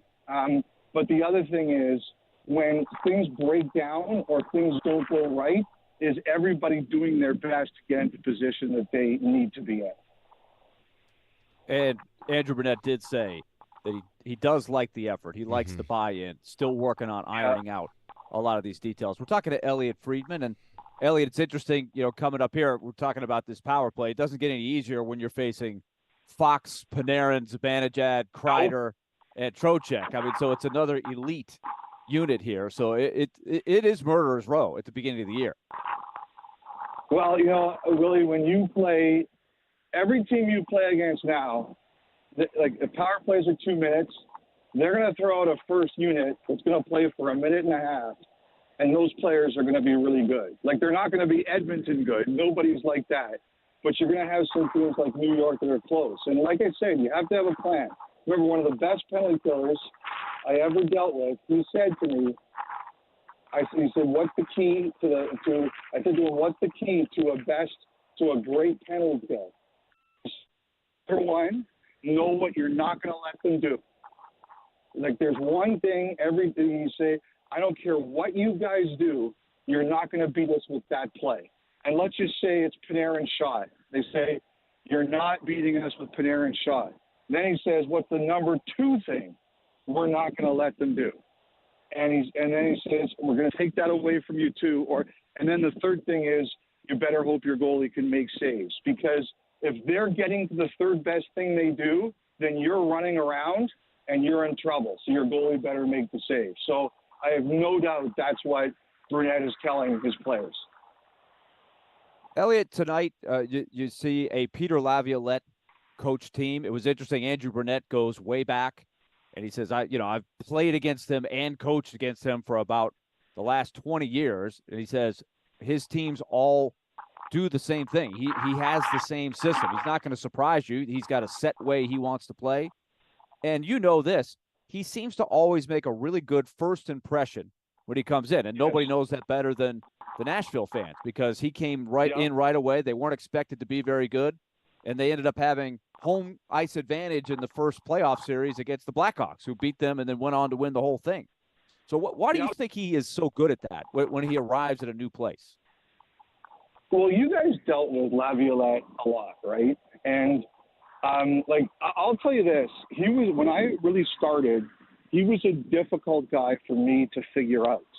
And that's because, the expression on his face that almost never changes, right? And I think he's got a real presence. I think he knows how to keep, when he walks into a room for the first time, a lot of people are like, I don't know if I can figure this guy out. Because he's got a good poker face. He demands a lot out of you. He doesn't like it when people get pushed around, and he's got a certain way he wants you to play, and he's not going to bend for that. And I think when a lot of new coaches come in, it's because it hasn't worked under the other coach. So the new coach comes in, the players want to buy in because they say it didn't work under that guy, so we want to see what this guy can do for us. And look, they've seen the success. He's won a Stanley Cup. He's gone to 2 other Stanley Cup finals. So they say, okay, this is a guy who knows what he likes. Now, I think in Peter's case, because he doesn't really like to bend from his philosophy, after a few years, it can start going a little sideways a bit.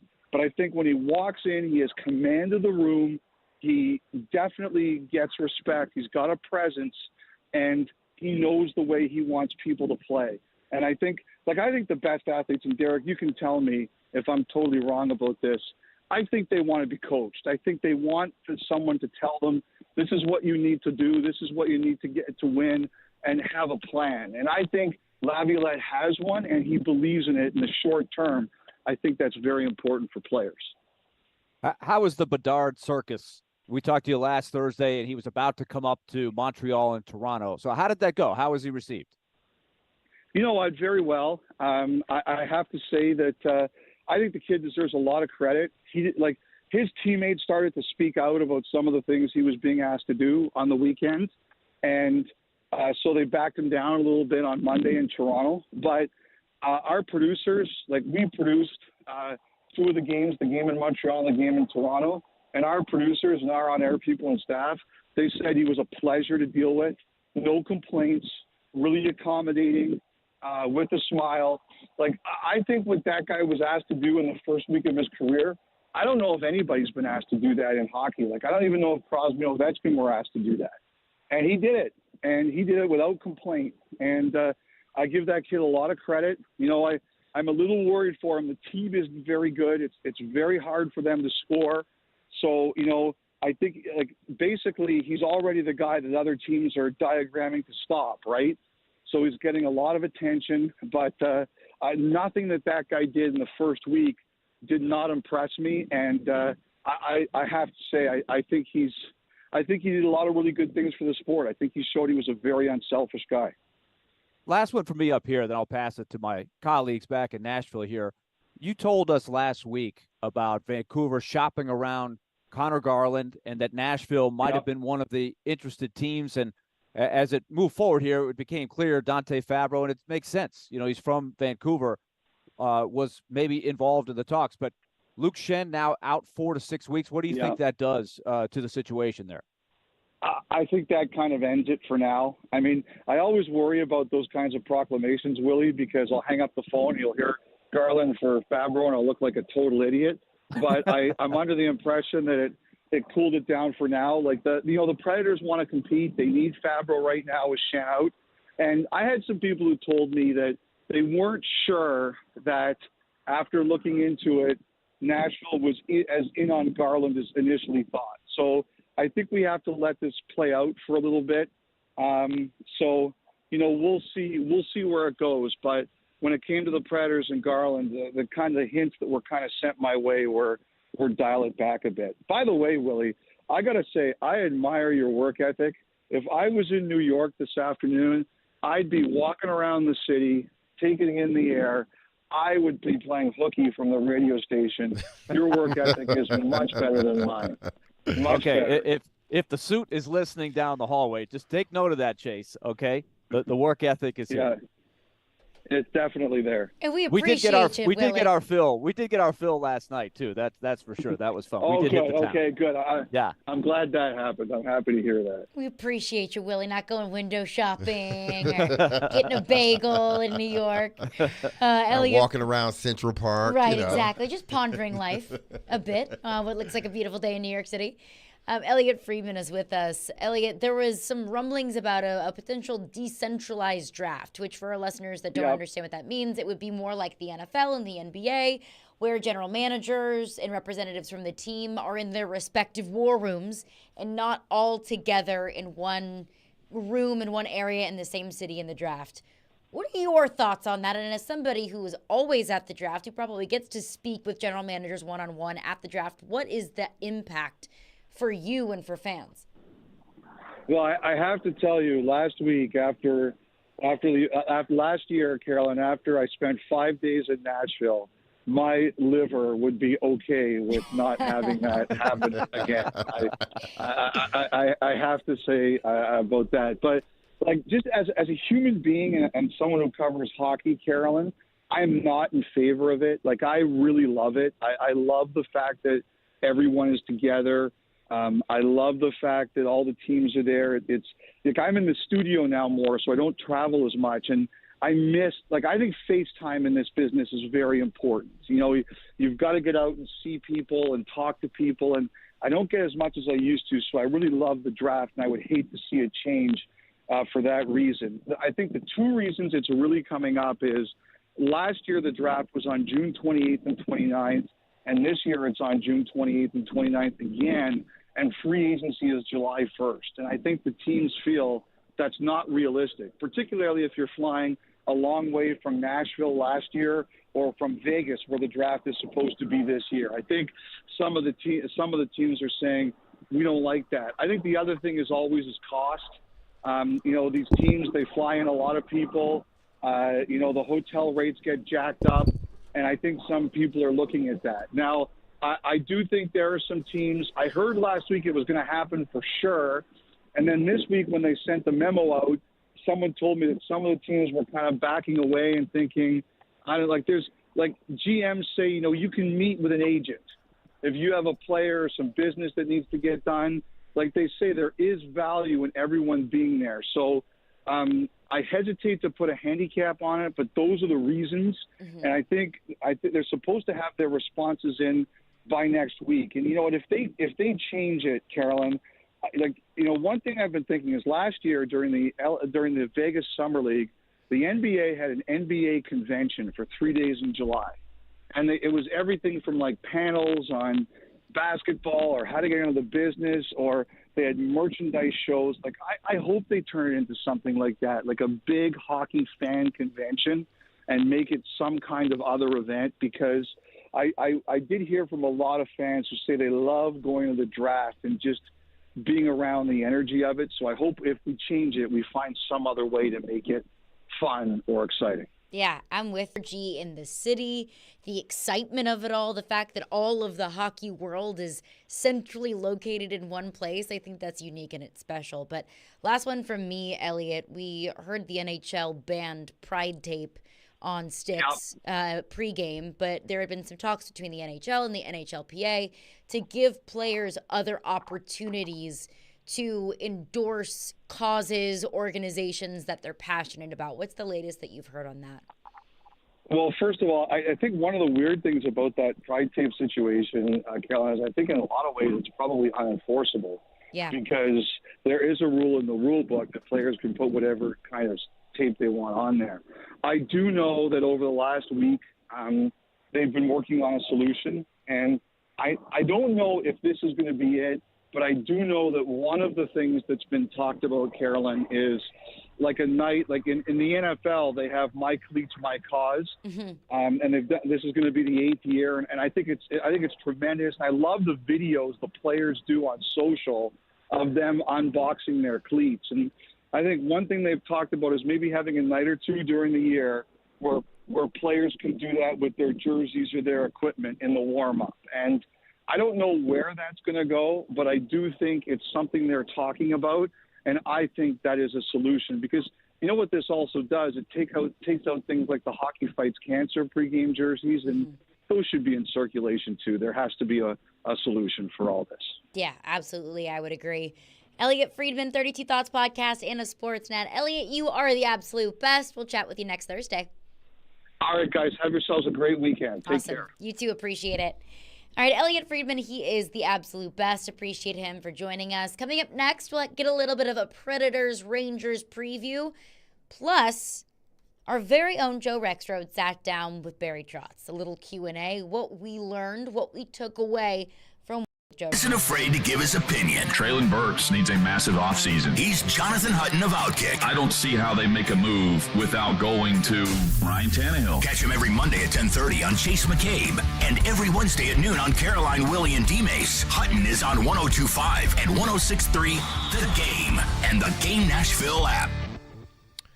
Men, I need you to listen to me because I need to talk about Cool Springs MD for a second. Over the years, more men have started to seek help for hormone deficiencies and imbalances. And Dr. Jeffrey Lodge and his wife Daphne, along with that wonderful and experienced staff, give men the treatment required to improve their quality of life. Cool Springs MD services have already helped many men of Brentwood, Nashville, and the surrounding areas in Tennessee with improving their immune systems, energy levels, cognitive functions, and more. They are there to connect you with the medical care you require to have a healthy and enriched life. So there's no better time now to achieve a healthy lifestyle. Men, what are you waiting for? Give Dr. Jeffrey Lodge and Cool Springs MD a call today for an appointment. Here's the number. Pull out those cell phones, or if you got a pen, write it on a piece of pad and paper and pad, whichever one you want to do.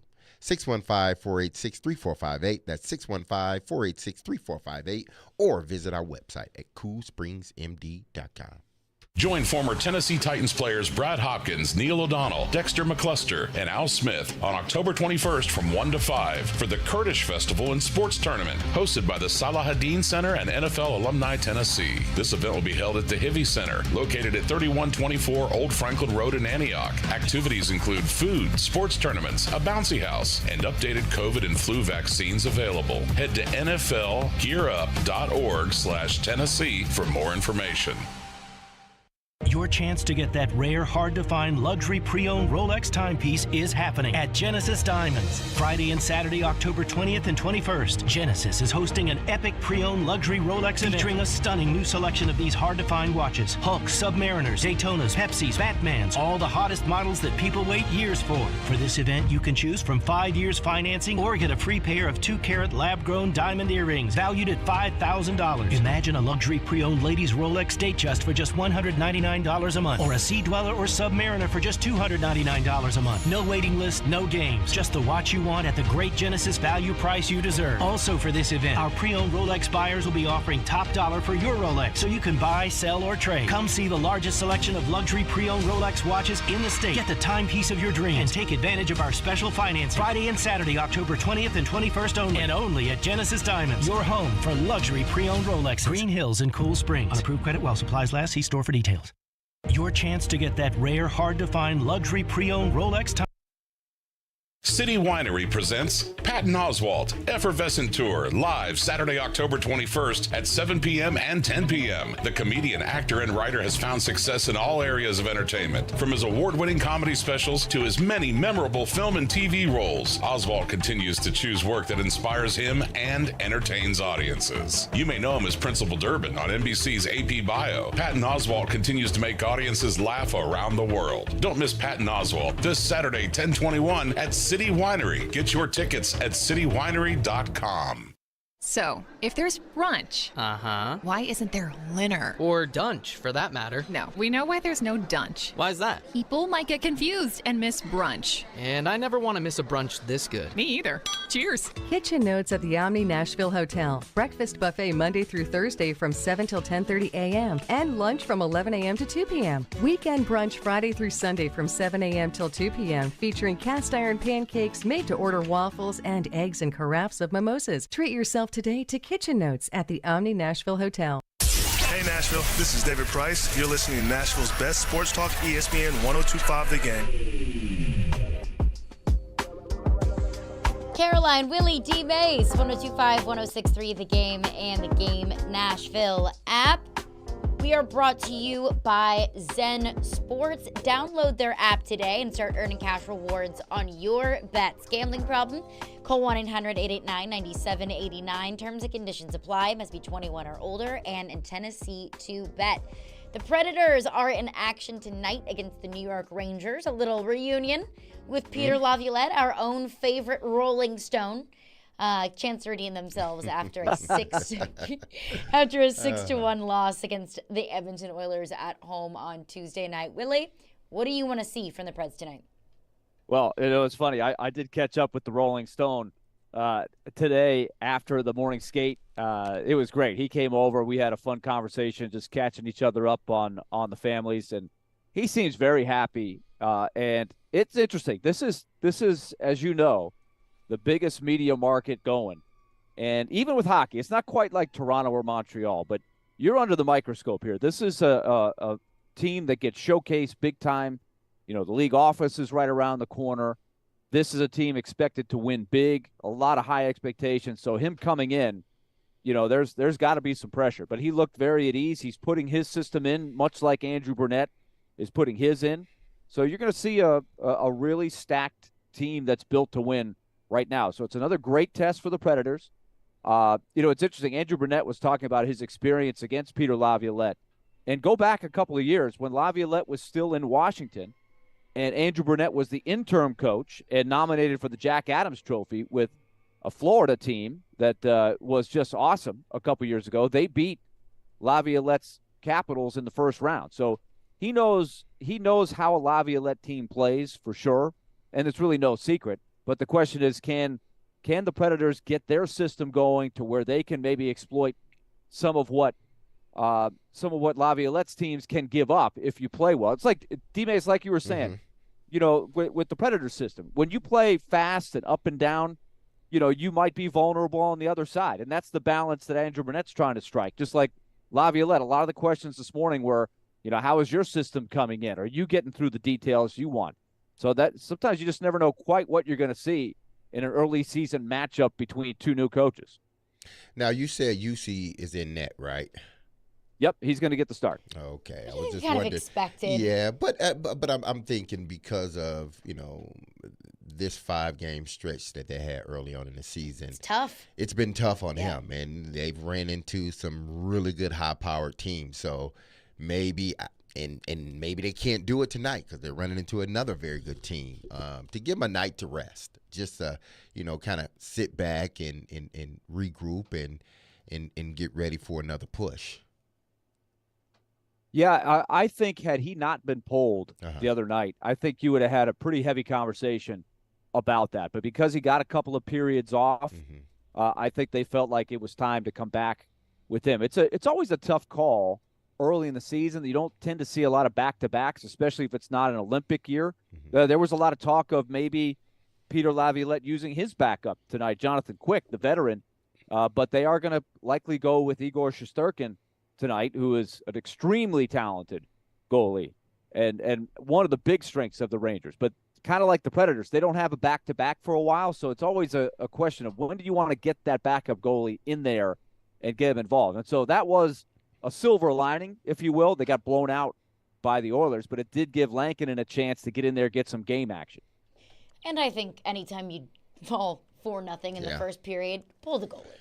I mean, just cut your losses. I did not disagree with Andrew Burnett's decision in the slightest. But one roster move that you mentioned, Willie, Philip Tomasino out, Michael McCarron will be in. Now, look, Philip Tomasino is a name that when I'm watching the Predators, I'm not thinking to myself, wow, look at what Philip Tomasino is doing. Really, for the most part, he's been kind of a non-factor. But that's something that we've been talking about through 4 games is how do you balance that double-edged sword of wanting to continue to let some of the younger guys, because it's not like Philip Tomasino is, a baby, but letting the younger guys kind of work out some of their kinks versus knowing when to make a change, versus knowing when you need to maybe, shake things up a bit. I think we might be seeing that tonight with Michael McCarron out, or in, rather, for Philip Tomasino. Right.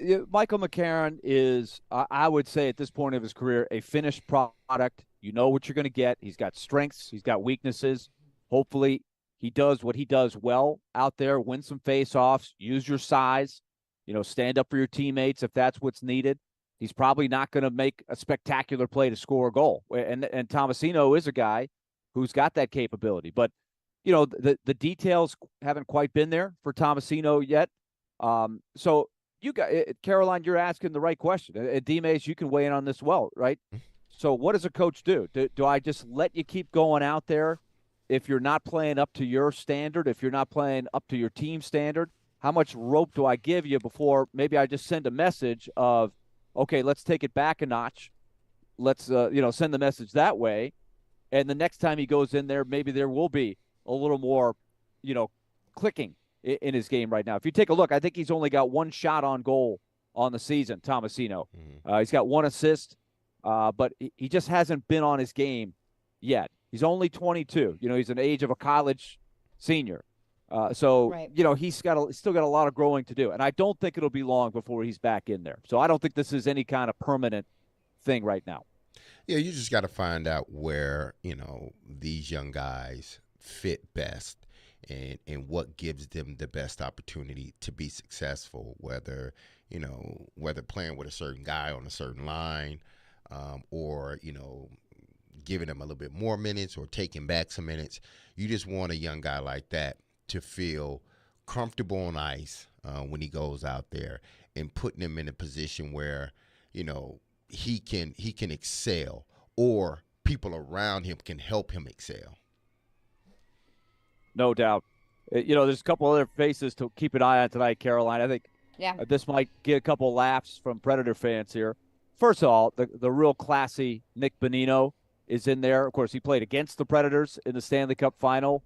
Briefly, he got his leg broken by I think it was a PK Subban shot in Game 1, but he got the ring with the Penguins, and then he became a Predator, if you remember, and gave them 3 really solid seasons. Just a classy, steady guy. So he's back with Peter Laviolette, so you'll see him tonight. And then everybody's favorite Predator that never was, Jimmy Vesey, will be in the lineup tonight for the Rangers. You talk about a guy that gets booed out of the building every time that he comes to play the Predators. So Predator fans, keep an eye out for him. Of course, if you don't know the backstory, he was drafted by the Predators.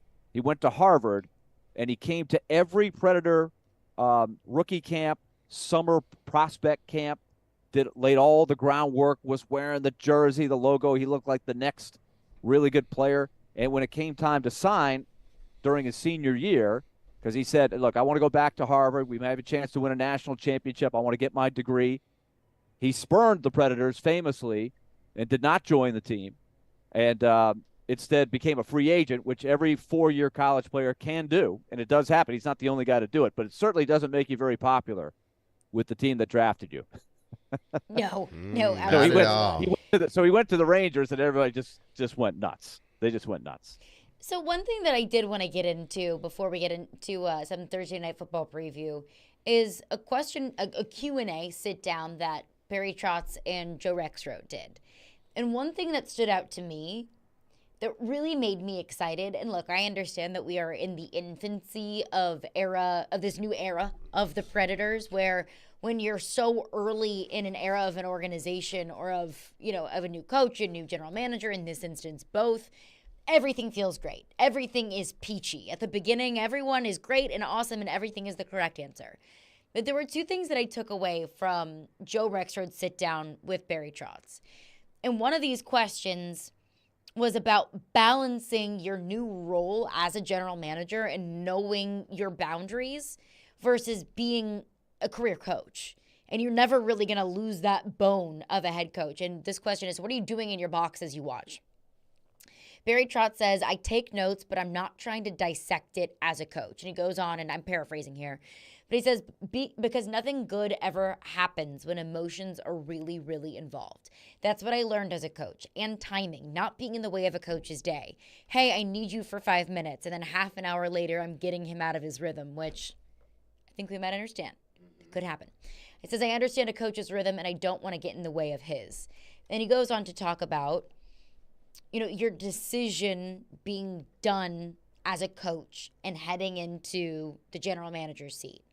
And he says, it was time for a new challenge. And it's not that I didn't like coaching. I love coaching. I'm missing it. But at the same time, you tend to get all the passion in challenges. This is a challenge. We're in a reset, a rebuild, whatever you want to call it. And it's with the team I love, a team I've had a big part in a city I was going to live in anyway. I don't want to mess this up. I want to do really well with it because I want to live here. I want to bring a cup to Nashville. That's what drives me. I want to do that, but I've got to do it with the patience of because you can't make a lot of bad decisions in this game when you get emotional about something, when you get mad about something. So my coach mentality has to be reeled in at times.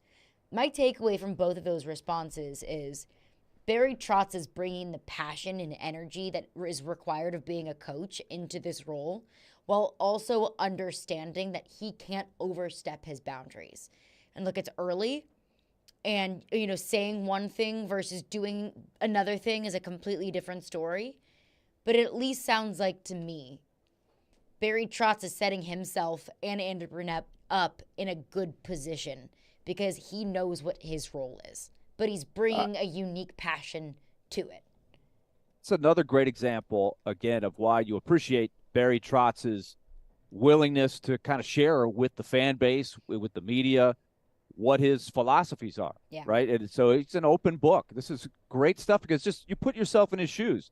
Right, he's been a coach all of his life, and he is, as a first-time general manager, trying to get used to it. And he's still got that coaching DNA that I'm sure is a challenge for him to make that adjustment. He's probably teaching himself and reminding himself as he's telling these answers to Joe. Ryan McDonough gets a lot of attention up here. He used to be the captain of the Rangers, and they asked him about that, right? They asked him about Barry Trotz becoming a GM. What's that like?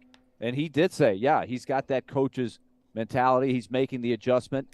And I think the number one thing is that you're not telling the players something different than what the coaching staff is telling them, right? And he would be very cognizant of that, right? And he goes on to say that.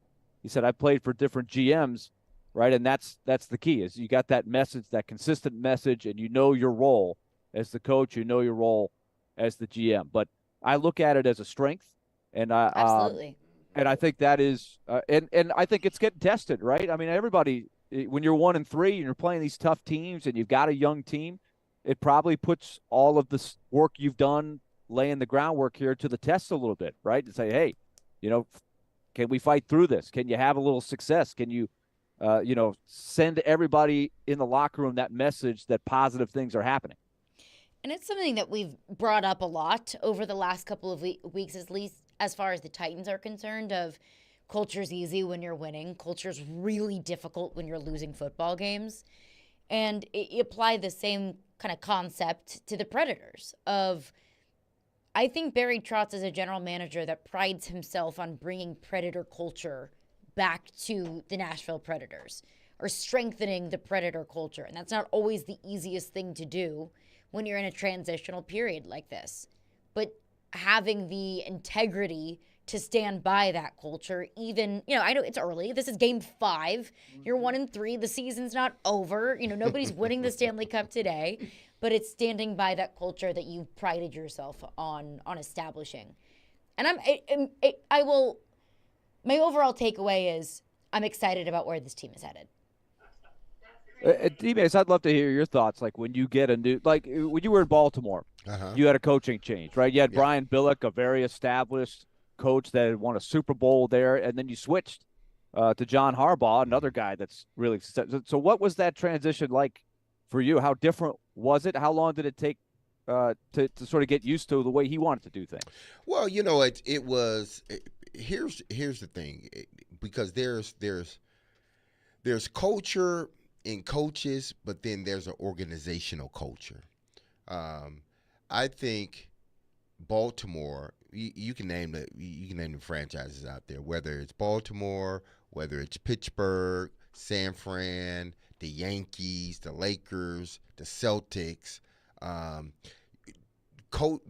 organizations that are used to winning, whether they've won championships or they are just used to winning a lot of games. The culture is set no matter who is brought in, because it's an organizational culture. You're only going to bring in someone that fits your organization's culture. We look at the Tennessee Titans. Every year, with the exception of every coach with the exception of maybe one, have fit the culture of the Titans. What is it? Hard-nosed defense. We're going to bring our lunch pails. We're going to play physical. We're going to run the football and defense. That has been from Fisher to Vrabel now. And it wasn't there with the one coach they got rid of after a year, because he didn't fit the organization's culture that was already laid foundational. So when you're talking about cultures, I think the culture for the Nashville Predators, that's an organizational culture. It's there. When you bring in your new coach and your new GM, luckily for the Predators, they brought in someone that fits their culture. Then the GM goes and gets someone that fits the organization's culture. So when you have that, it's not hard to then instill into these guys, because listen, this is what we set. This is what this organization has set as their culture from the day they started playing hockey, and it hasn't changed. Now, the coaches may have changed in the way you play and assist as far as being a more offensive guy or a more defensive guy, but the one thing that all these coaches had, and it hadn't been but 2 or 3, they play hard, play physical, and every game we're gonna have that sort of that lunch pail mentality. We're gonna try to outwork you. We're gonna be physical with you. So I don't think it's necessarily hard to maintain it, even win or losing, because if you have your culture when you're winning, it shouldn't be that hard to keep it. Now, there's going to be some rough patches, but the culture, it should maintain whether you're winning or losing. All right, Allie Milnicki of Zen Sports will join us. Coming up next, we'll have the best bets of the night. Jags and Saints, Thursday Night Football tonight. Caroline, Willy, D-Mase, 102.5, 106.3 The Game. Whether it's college football, players might end up not going to Alabama or Georgia, or the NFL. I think that this team wins the AFC South. Trevor knows. Join ESPN's Trevor Maddich every Tuesday at 4:30 on Stillman and Company as he gives his opinions on the latest from the gridiron. I'm going to the team where I can get a ring. Trevor Maddich, brought to you by Houston Clinic Orthopedics, where experience matters, on 102.5 and 106.3 The Game and the Game Nashville app. Caroline Fenton here for my friends over at Black Tie Moving. And when you choose Black Tie Moving, you are going to get a highly awarded Inc. 500 company. I moved with Black Tie Moving over the summer, and I will tell you, It was the most seamless moving experience of my whole entire life. From the very beginning, when I hopped on a phone call with a local professional moving consultant, they were open and honest with how much it was going to cost. And they said, okay, here is your time window. And I know sometimes whenever you might get work done on your house or if you're moving, it's, hey, we'll be there between 6 a.m. and 6 p.m. Like, what? No, she said, okay, this is what time they're going to be there. What do you need from us? What can we do for you? That's what the whole experience was. How can we make this experience as easy as possible for you? And trust me, it was. Their trained and dedicated team is there to ensure that they take the stress out of the process. So visit blacktiemoving.com or call 615-437-8401. That is 615-437-8401. Be sure to mention the promo code GAME, G-A-M-E, to score 10% off of your next move. Then sit back and enjoy the best move of your life with Black Tie Moving. October 28th is Drug Take-Back Day. STARS, Nashville's regional overdose prevention specialists, have teamed up with Skyline Medical Hospital to help provide the community with an easy way to dispose of drugs. Don't take the chance of your unused or expired medication falling into the wrong hands. Join us October 28th from 9 a.m. to 1 p.m. at Skyline Medical Hospital at 3441 Dickerson Pike. We'll have a drive-thru set up to collect your unused or expired medications for safe disposal. This project funded under a grant contract with the State of Tennessee Department of Mental Health and Substance Abuse Services. Are you drowning in credit card debt? Want to get cash out of your home's equity? Loan Pronto can do it now in less than a week. Hey, Willy Donick here. That's right. Loan Pronto's Equity Express line of credit just got even faster. You can get $50,000, $100,000, even $200,000 in as little as 5 days. You don't even have to touch your primary mortgage. You can keep that 3% rate intact. Get just the money you need and pay off all those credit cards or get that home improvement project started. With this revolutionary program, you can access up to 90% of your home's value, and in most cases, there's no appraisal. Stop paying insane interest rates to the credit card companies and get tens or even hundreds of thousands of dollars in cash in as little as 5 days. Call Loan Pronto now for the even faster Equity Express line. 615-499-5780. That's 615-499-5780 or go to loanpronto.com. 615-499-5780. Equal Housing Lender, NMLS 1661781, subject to lender approval. Get a great deal on select Kubota equipment, the #1 rated tractor brand for durability and owner experience in the U.S. The versatile lineup is built to help you make the most of your land. Right now at participating dealers, get a Kubota compact tractor for 0 down, 0% APR for 84 months, plus save up to $800 on qualifying implements. Now through October 31st. See us or go to KubotaUSA.com/disclaimers for full disclaimer. Visit Coleman Tractor, your local Kubota dealer in Clarksville, Nashville, Paris, and White House today. It's electric in Smashville. The International Brotherhood of Electrical Workers Local 429 has a new path to a dignified career. Local 429 is accepting applications for the highest skilled electricians and linemen and is providing the best training in Middle Tennessee. They are the International Brotherhood of Electrical Workers Local 429. Call them at 615-889-4429 or go online to ibew429.org. IBEW Local 429, your proud seventh man since the beginning. Go Preds.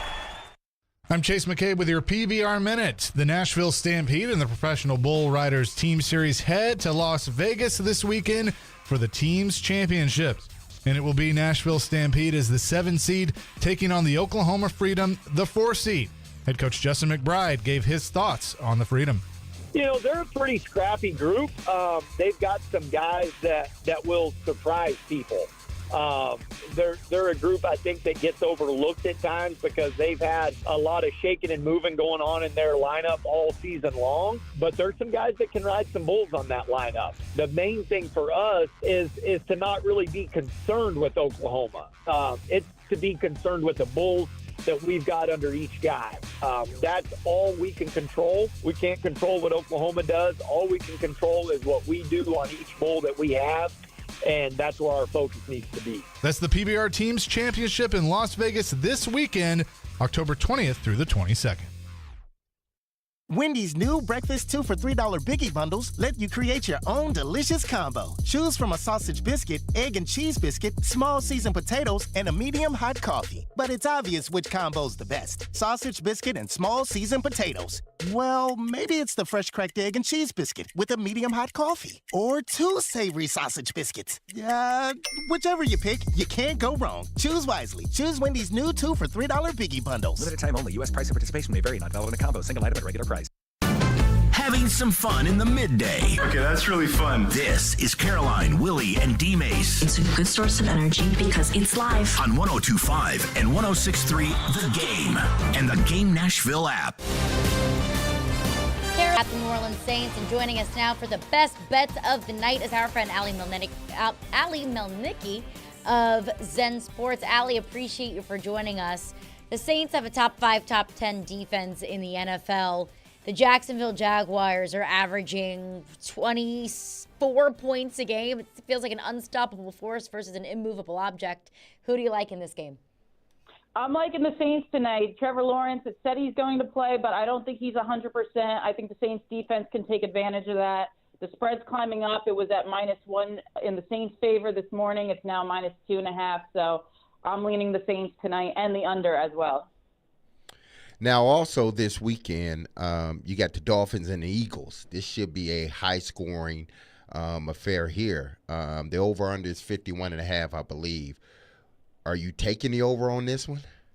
It's hard not to. The Dolphins are one of the best scoring teams in the league. The Eagles, as good as they are, they still don't have that same team as last year. I still like the Eagles to score against a banged-up Dolphins defense that actually has underperformed as well this year.